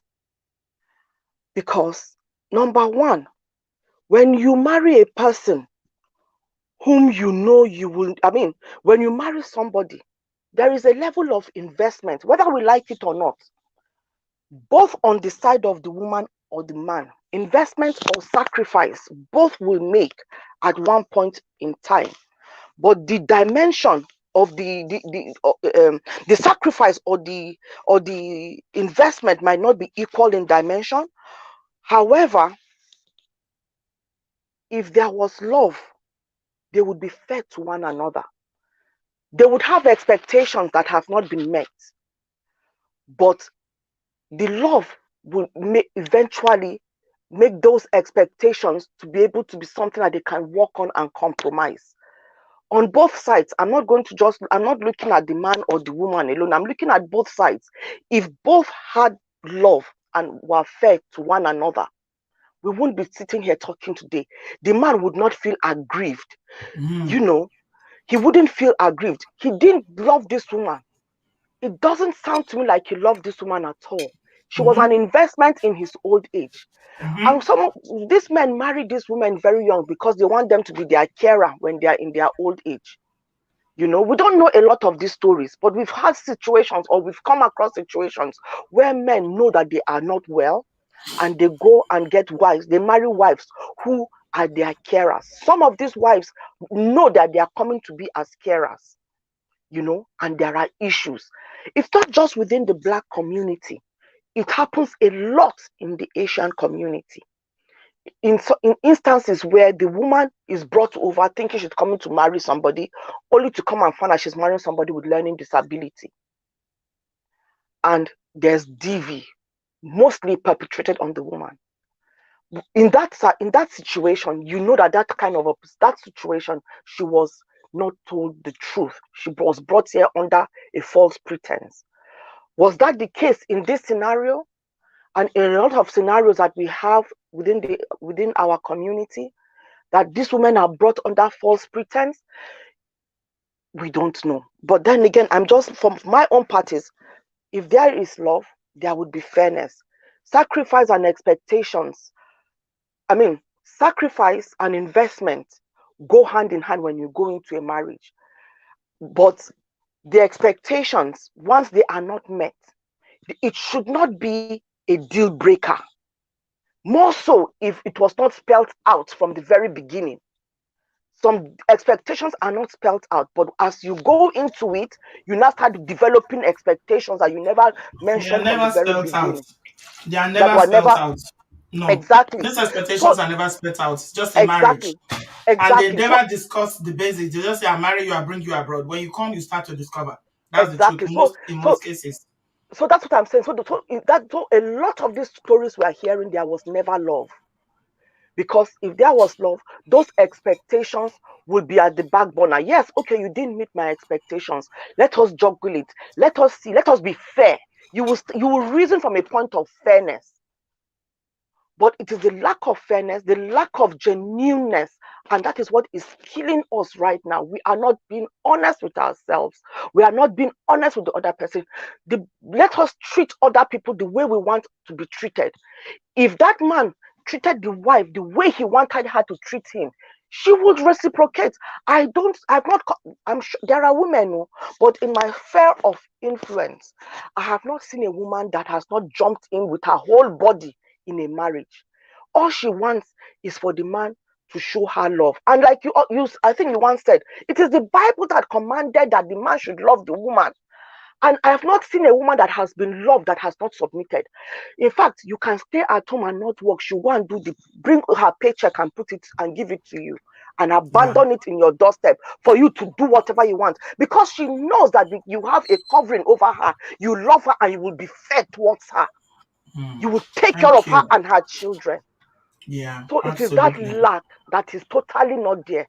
They are not treating the women, or the women are not treating the men the way that they want to be treated. And that is why we have this problem. If you want somebody to pour hot water on you, then you will pour hot water on the other person. But if you don't want hot water, then why pour hot water on somebody? Well spoken. Thank you so much, that's fine now. Let me You go made a and lot pack. of sense. Thank you so Yeah, much. thank you, sweetie. Thank you very much. Love to the family, and And yeah. yeah, my regards Thank to you. my Common Sense sisters. Yeah, they are here. Come on, sisters. Oh, Let me greet you now, right bless. here. When I dey here, no need to. I dey salute, I dey greet una, I dey make a lot of common sense, a lot Common of it. sense. Yes, E no thank you. common like that, oh, but they speak a lot of sense. And Thank you. the other sister, Solution yeah, focus. yeah, solution Solution focus. focus. Yeah. They Yes, don't know you. yes, You are yes. well So recognized. yes, You are so well. thank You you are so well much. respected. Thank you so much. That's fine now. Oh Yeah. yeah, both of them are Sister not gonna B, come in. Sister B, make I talk one thing. I think I Yeah, need talk. to I need to say something to us that we need to learn from. Please, love is not the only ingredient that sustains a marriage.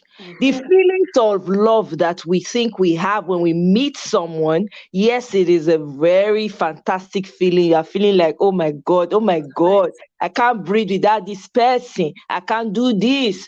All those things are chemical reaction. Love is an action word, is a verb. It's not a feeling. So you have to, when you have chosen, so what the focus should be, you have to find someone or whoever it is that's available and look for someone that you have similar, you have similar backgrounds or whatever else that it is that you're looking for, whatever your values are. Find someone whose values match yours, Align with yours. because that, for instance, someone, if you're a very ambitious person and you are hungry like me, if you are hungry, don't go and find somebody who will be first of all jealous of the fact that you have that ambition and you're trying to achieve something. Look for someone who is willing to clap for you, who also has his own dreams and his own goals, and he might not be as hungry as you are, but he's pursuing his own with joy and gladness. So love is love is just a feeling. The feeling of love that you have really sometimes is if infatuation with the person. But It's when a you're not, chemical reaction it's that a we call chemical love. reaction. So it is when you find the match that, someone who matches your values or whose values align with yours, then when you are working together in a home and you're building that home, you have a common goal. That is why you will say, me and this person, now here, we die here together. The person will pick you. Sorry. Shola gesture say love covers all things, the Bible says. Which Bible? Oh!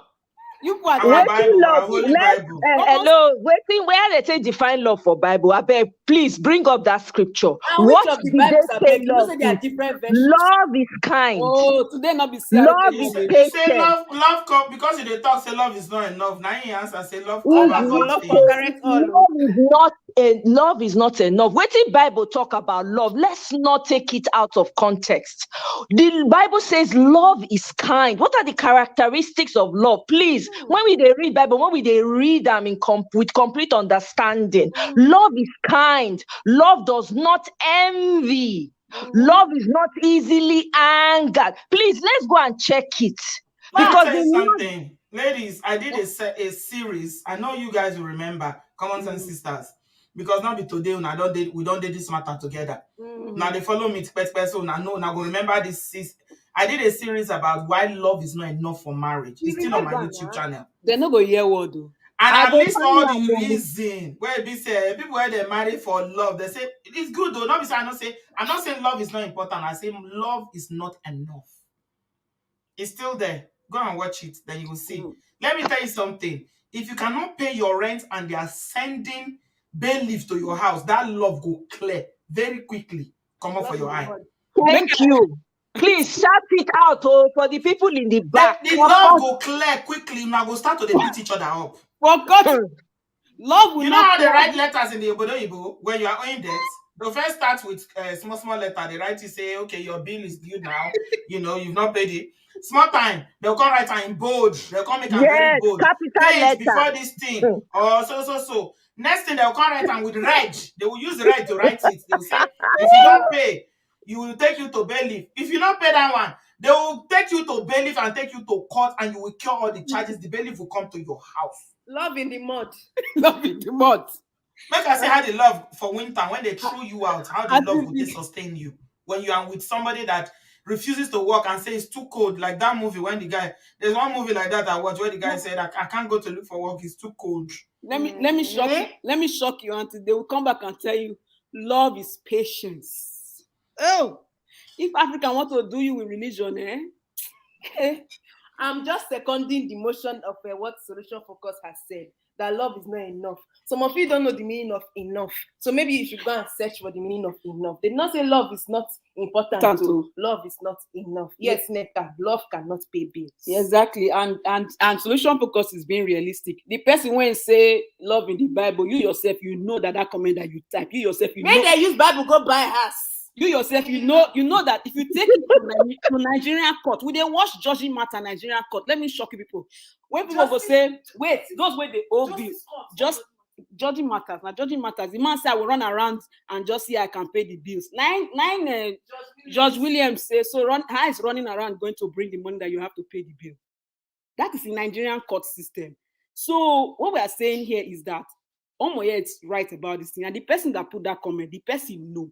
So when they comment like that, and you just know that it is the comments made by people that have sense that is serving as an awakening in their conscience. So they just type like that, but it has sown like a kind of seed of caution in or awareness in them. You know, that's what I think. Then, I hope I'm not cutting you off. No, go ahead. And there's no, really, I'm enjoying. And one more thing to say. When I not say for this platform, with people will go they talk, people go they laugh. Oh my God, they are funny, they are comedians. You know, when I know, they collect notes from other people where they come here, they talk. You know, they say, like say we're not this serious. It's okay, it is well. But for people like this woman now, like the lady that came yesterday, and Auntie B has been hammering on this. George Judy, who called George Judy? Sorry. And Auntie B has been hammering on this thing. Please, if you know that you are getting ready to jackpot, for those that are not Nigeria, jackpot means to leave a place of discomfort. In this case, like this woman's case that has like a history of DV happening in her home and all those things. Please, you have to become a detective yourself. You have to be very sharp about it. You have to be very sharp, as wiser than the serpent, because now they pie serpent, and you have to be very calm like the dove. So if your partner already tell you, say, I'm going to pie you one day, you this woman or you this man, one day I will just shook you, like play like I will just shook you. No be joke. Now we talk yesterday. I mean, I did talk catching yesterday where they talk say, hey, you know get, you say you know get, you know they this house. I say now what for you? Okay. You still be JJC. You just come from Nigeria. You don't know anything. This thing will happen to this woman. He says that is kind of similar to the case that happened in 2018 in Colorado, in America. White man, I do this one. He pregnant wife, he kpai the woman. They get 2 children. He kpai the 2 children. Carry the body, go put inside oil well. Septic tank. They read them. This man get my come on TV. He like say they okay. Like say he they cry. This now man when you see him on social media, the wife they publish her stuff on social media. They care for the children. So there's one video where the man say, "My daddy, the babies, the girls, they're young like these girls on the screen. My daddy is my hero. All those things."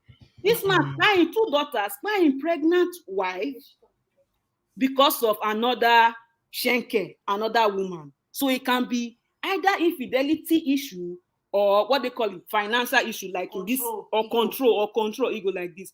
When your partner, whether a man or a woman, they've already said this thing to you, whether in the heat of argument or anything, please take it serious. They say you should be open to Ella. Shola is insisting that you should be open to other people's opinion, just as other people are open to your opinion. You hear your opinion. You don't mean say we must accept her. So she's insisting that love covers a multitude of everything. So everybody retain their position. But according to Rita, Sister Rita said, Judge Judy said, Pay your bills and feed your kids. Pay your rent. No, make I dare you to use love to go and buy your next meal. I think you see, it's good to agree and disagree. Disagree, yeah. You It's know, beautiful. when we come here, they drop our comments. We know they say, may you accept them or no. Who am I? Who am I? You know, and all those things. Omoye, the exact what Omoye did after the last caller was to also highlight on top of what the last caller said. Yeah. You're getting me? But I think some people, you know, sometimes people sometimes they pick and choose what they want to hear and what they want to accept. NTH, you are saying that I should add some past videos during live. That's not possible, unfortunately, on YouTube. You can't do it when you are doing a live show to add other shows. It's on my channel. Go there and just go to obodooyinbo and say, love is not enough for marriage. Obodooyinbo. You go come out. You go come out. You go see them. So now in conclusion, my people, hey Choma, you finally made it. Hey, whoa, she's been coming and going since. So Choma, finally you made it. I'm so sorry. Your connection has been really poor. Can you hear me? Hello? Yes. Hi, Can you hear me? Choma. Yes, I can Hello? hear you finally. Yeah. I'm sorry for what happened earlier. It's okay. I just can't It's all explain right. what What do you have happened. to say? We're rounding up now, unfortunately. I need to go. Yeah, so I was trying to say, I was now saying that like, you know, what some people experience when I was back home, when I was still at the university of, you know, one university in Nigeria studying nursing. So at some point in my life, the diaspora people, you know, as usual now, they want nuts. So I suppose I noticed that most, you know, like, okay, let me say like two of them, the age gap was really wide, you know. So, and then it got to a point that I had to tell myself the truth. I confided in a girlfriend then. Do you know what she said? She said, just marry the person. And if the person, you know, once you go there, you just disappear and get one. Oh my goodness. I was like, no, I can't do it, you know? And then I had to, like I was saying, no, you won't blame somebody that is over there or over there in Africa, because the different, it's about survival, you know? So, but I had to go and, you know, face myself in the mirror and tell myself the truth. I told myself, if I marry this guy, one was in based in London, while the other one was based in Philadelphia. But both of them, I can tell you, the age gap was wide. And but I was confused. I was asking myself, why will these people, you know, why won't they, when they come back to Nigeria, why can't they, you know, Look go for to their age people mates. Did of they their tell you the sort of age? job they were doing? Did you ask Exactly. them about their jobs? Did they tell you? Did you They ask won't, them? they didn't tell me. I asked, but they wouldn't like you to, you know, they wouldn't like to go towards that, you know, they would just, you know, brush it over. But at the end of the day, I can tell you that I didn't, They were like, not I doing can't well. really say Men are what they usually were proud doing. about their careers when they are doing well. They Yeah, cannot so wait to tell you about it, about their job. so what I'm saying is that I had to tell myself the truth.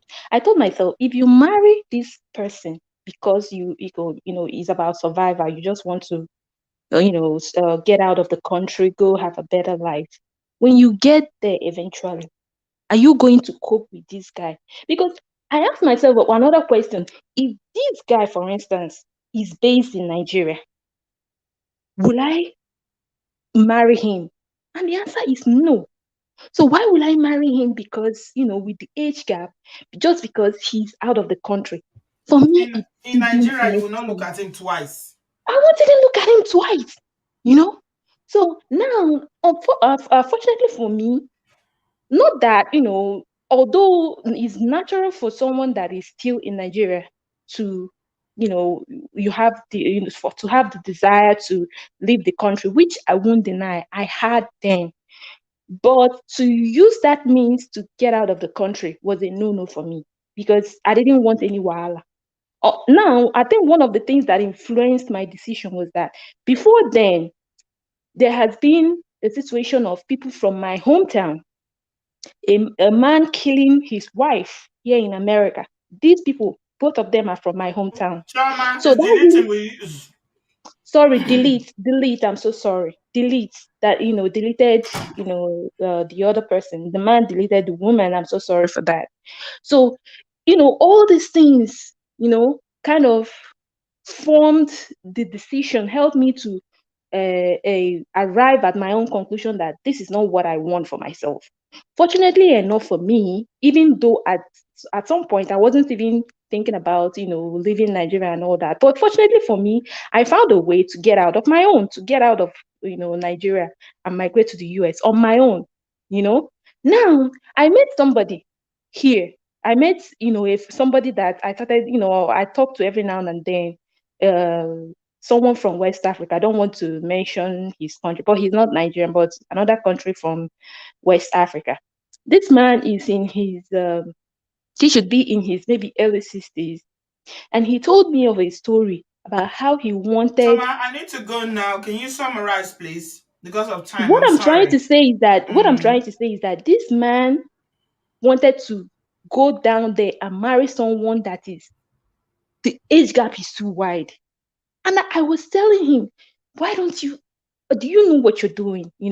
But all my efforts to, to help him to realize his mistakes was falling on deaf ears. So I came to realize that at the end of the day, people choose to do what they want to do. I don't know if men, I think, it's all about the ego. I don't know if there's a day that, they come out, everybody will be bragging about see my wife is younger, my wife, They like the freshness of the young ones. Exactly. The young ones, their breast is standing best, they are very hot.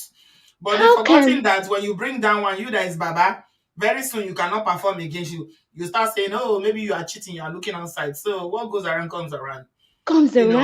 Yeah, so you have to be careful. If you go and marry a young girl and you cannot meet her emotional needs, she will cheat. You can't. This man, he was already having problems with this girl. You know that today said that the girl told him, he is also based in Texas. This girl told him that before, like when she's finally migrating, that he has to move to either California or New York and base in one of these two. That's where she wants. Can you imagine? So the girl already knows a lot. Hello?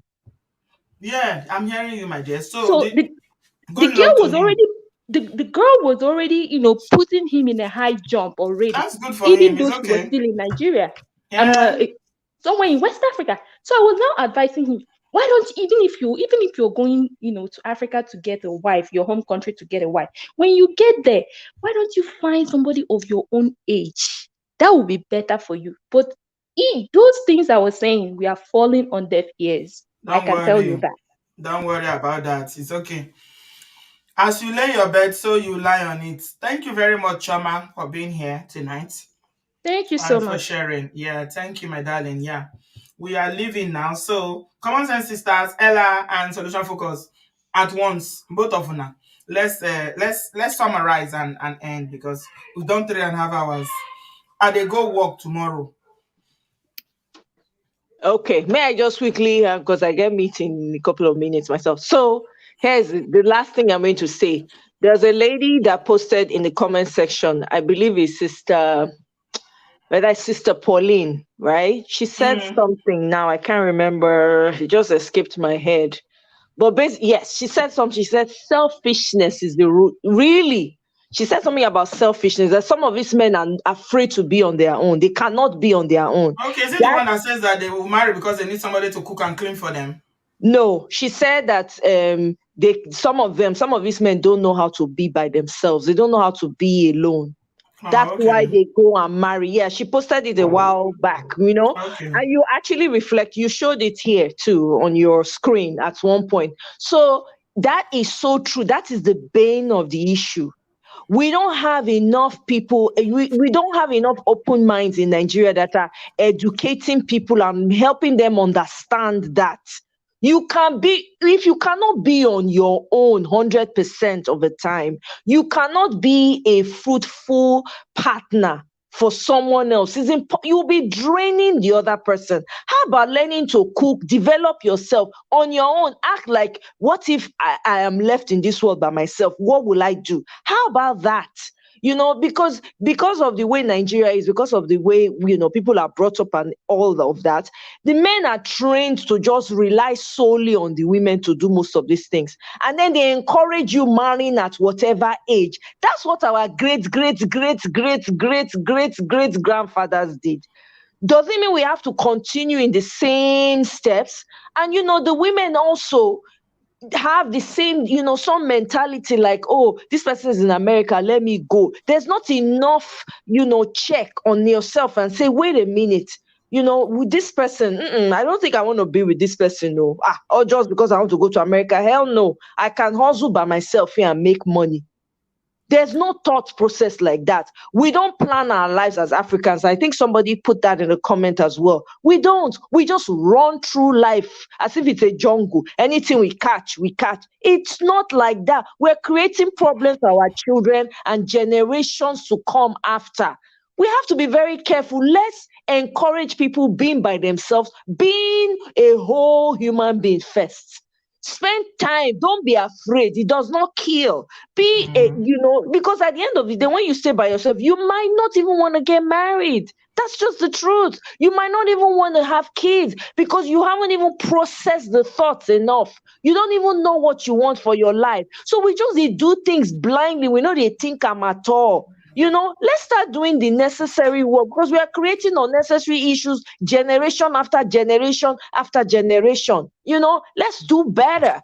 Let's do better so we can have a whole society. Oh, Thank here, you, solution Sister B. focus. I appreciate you. Have a good evening, my darling. You as well. Bye. Oh, I am tired. I'm not gonna lie. I don't tire. I don't tire. 1 minute. If we send you egg roll, you go stay longer. No, I know they stay. My yansh they pay me. I won't stand up. I work for 8 hours today before I come sit down for here. I don't. What if I am a share? No, nothing will work. Nothing will work. Even if you give me, even if you give me mods, as I say, what a sharp man. As they carry they carry mods everywhere. Just like I say, if mods is sharing, like as if so, like I said, I never quench this one. I don't tire. This talk don't do 3.5 hours video. Don't do. We'll talk another one another time. Oh yeah, more than some right they go. When I do well, my people. In conclusion, please share this video. We know some people say they go share and give their papa. As the video ends, forward it to all family WhatsApp group chats, and then learn the lessons you want to learn. Share the lessons you have already learned, and then what else again? Take what you want to take, leave what you want to leave, and please use love with your finger to hit the like button because everybody has said everything. Auntie, good night. Thank you, my darling. Now do well, thank you. Bye. Have a good evening, my Canadian. No, Tonya. You say I should go and sleep. I'm tired, to be honest, I am. It's been a very, very long day. It's not easy. If not because of the passion, it's not easy to work for 8 hours and then you come and sit down and do these videos. But I just wanted to do it because I feel like there's a lot of learning. As sad as it is, there is a lot of learning in this particular story. And I hope that people who are watching this or those who watch it later will take away the learning from it. There's nothing we can do about it. It's happened, as sad as it is. And we pray that God will help, this young woman and give her peace to be able to deal with this, because this is a woman's nightmare. Her children, her most prized possession, just taken from her by, a very brutal, angry, and very mean human being. For what? For what? All for what? Now the house that they are fighting for, child support, all that means nothing. It means nothing now. So I'm just going to conclude by saying, please, women, run. Don't fight for house, especially if you are imported and you never contributed to him buying that house. Because the system gives it to you does not mean you should take it. It's not all men that can just allow you to take their property that they bought. Just move on. You got the degree now, you got the masters now, you got the job now, you can buy your own. So just take your children. One woman came here and told us that she never even looked back, even child support she didn't ask, and she had 2 kids for her ex-husband. And a lot of people were saying you should have taken him for child support. So people just like peace. They prefer their peace more than anything. So anything that will threaten your existence, don't engage in it. Save yourself, save your children. I beg you. Save yourself, save your children. Life is much more precious than anything. And in all things, let us be fair. And I'm going to say again, you men that are listening, brothers, push yourself. Don't go and wait for your wife to become breadwinner and be earning big money while you are still there doing that, job that is not paying too much. For years, there are opportunities everywhere in the diaspora. You just need to open your eyes. If you need to retrain, retrain. Don't say I'm too old. If you are 50, 60, you can still go to university, go and learn. You can change your careers. There are so many things you can do. Please, women are not programmed to be breadwinners of families. Do not lose your position. May God help us. And I pray that, we'll continue to talk about these things. If it's to go to Africa and be campaigning and telling women, if they not go even hear, even if you do it, they will not hear. But it is well. We thank you. I thank you everyone for being here tonight. Thank you for your contributions. Please give this video a thumbs up. And yeah, I am going to just drop the mic here now. Michael say, Auntie B, advise men and women to enter prenuptial agreements. Okay, you can help me advise them, Michael. Michael Jackson. You say Michael Jackson be your name. I mean, Michael Johnson. I leave that one for you. Me, I don't give all the advice where in my head today. You carry on with that one, with the prenuptial. Just as somebody said that men should be having vasectomy. I leave that one in your care. Take care of that one. Say we dey here together. We dey do the job together. Thank you very much, everybody. Until I come your way again, have a good evening. Thank you so much. I love you guys. Let us be kind to one another. Love is all we need. Let us love one another. Let us be kind to one another. And let us just do what is right. There is nothing that is worth taking your life for. Okay? You don't know what God has in store for you tomorrow. This uncle now, if it stayed and he didn't allow anger and all these things to control him, you don't know. He can just wake up tomorrow and win the lottery, and has even more money than he can ever dream of. You don't know the plans up for God for your life. Even if you are in a situation that you feel is unfair, leave everything to God because you don't know. Me, I believe strongly that whatever happens to us in life is because God allows it. And if God allows it, I'm very sure that He has bigger and better plans in stock for you. So please, the sanctity of life is so precious. Let's do everything we can to preserve it. Nothing, absolutely nothing is worth someone's life. Thank you so much, guys. Have a good evening. I love you very much. And I will speak to you in my next one. Bye-bye.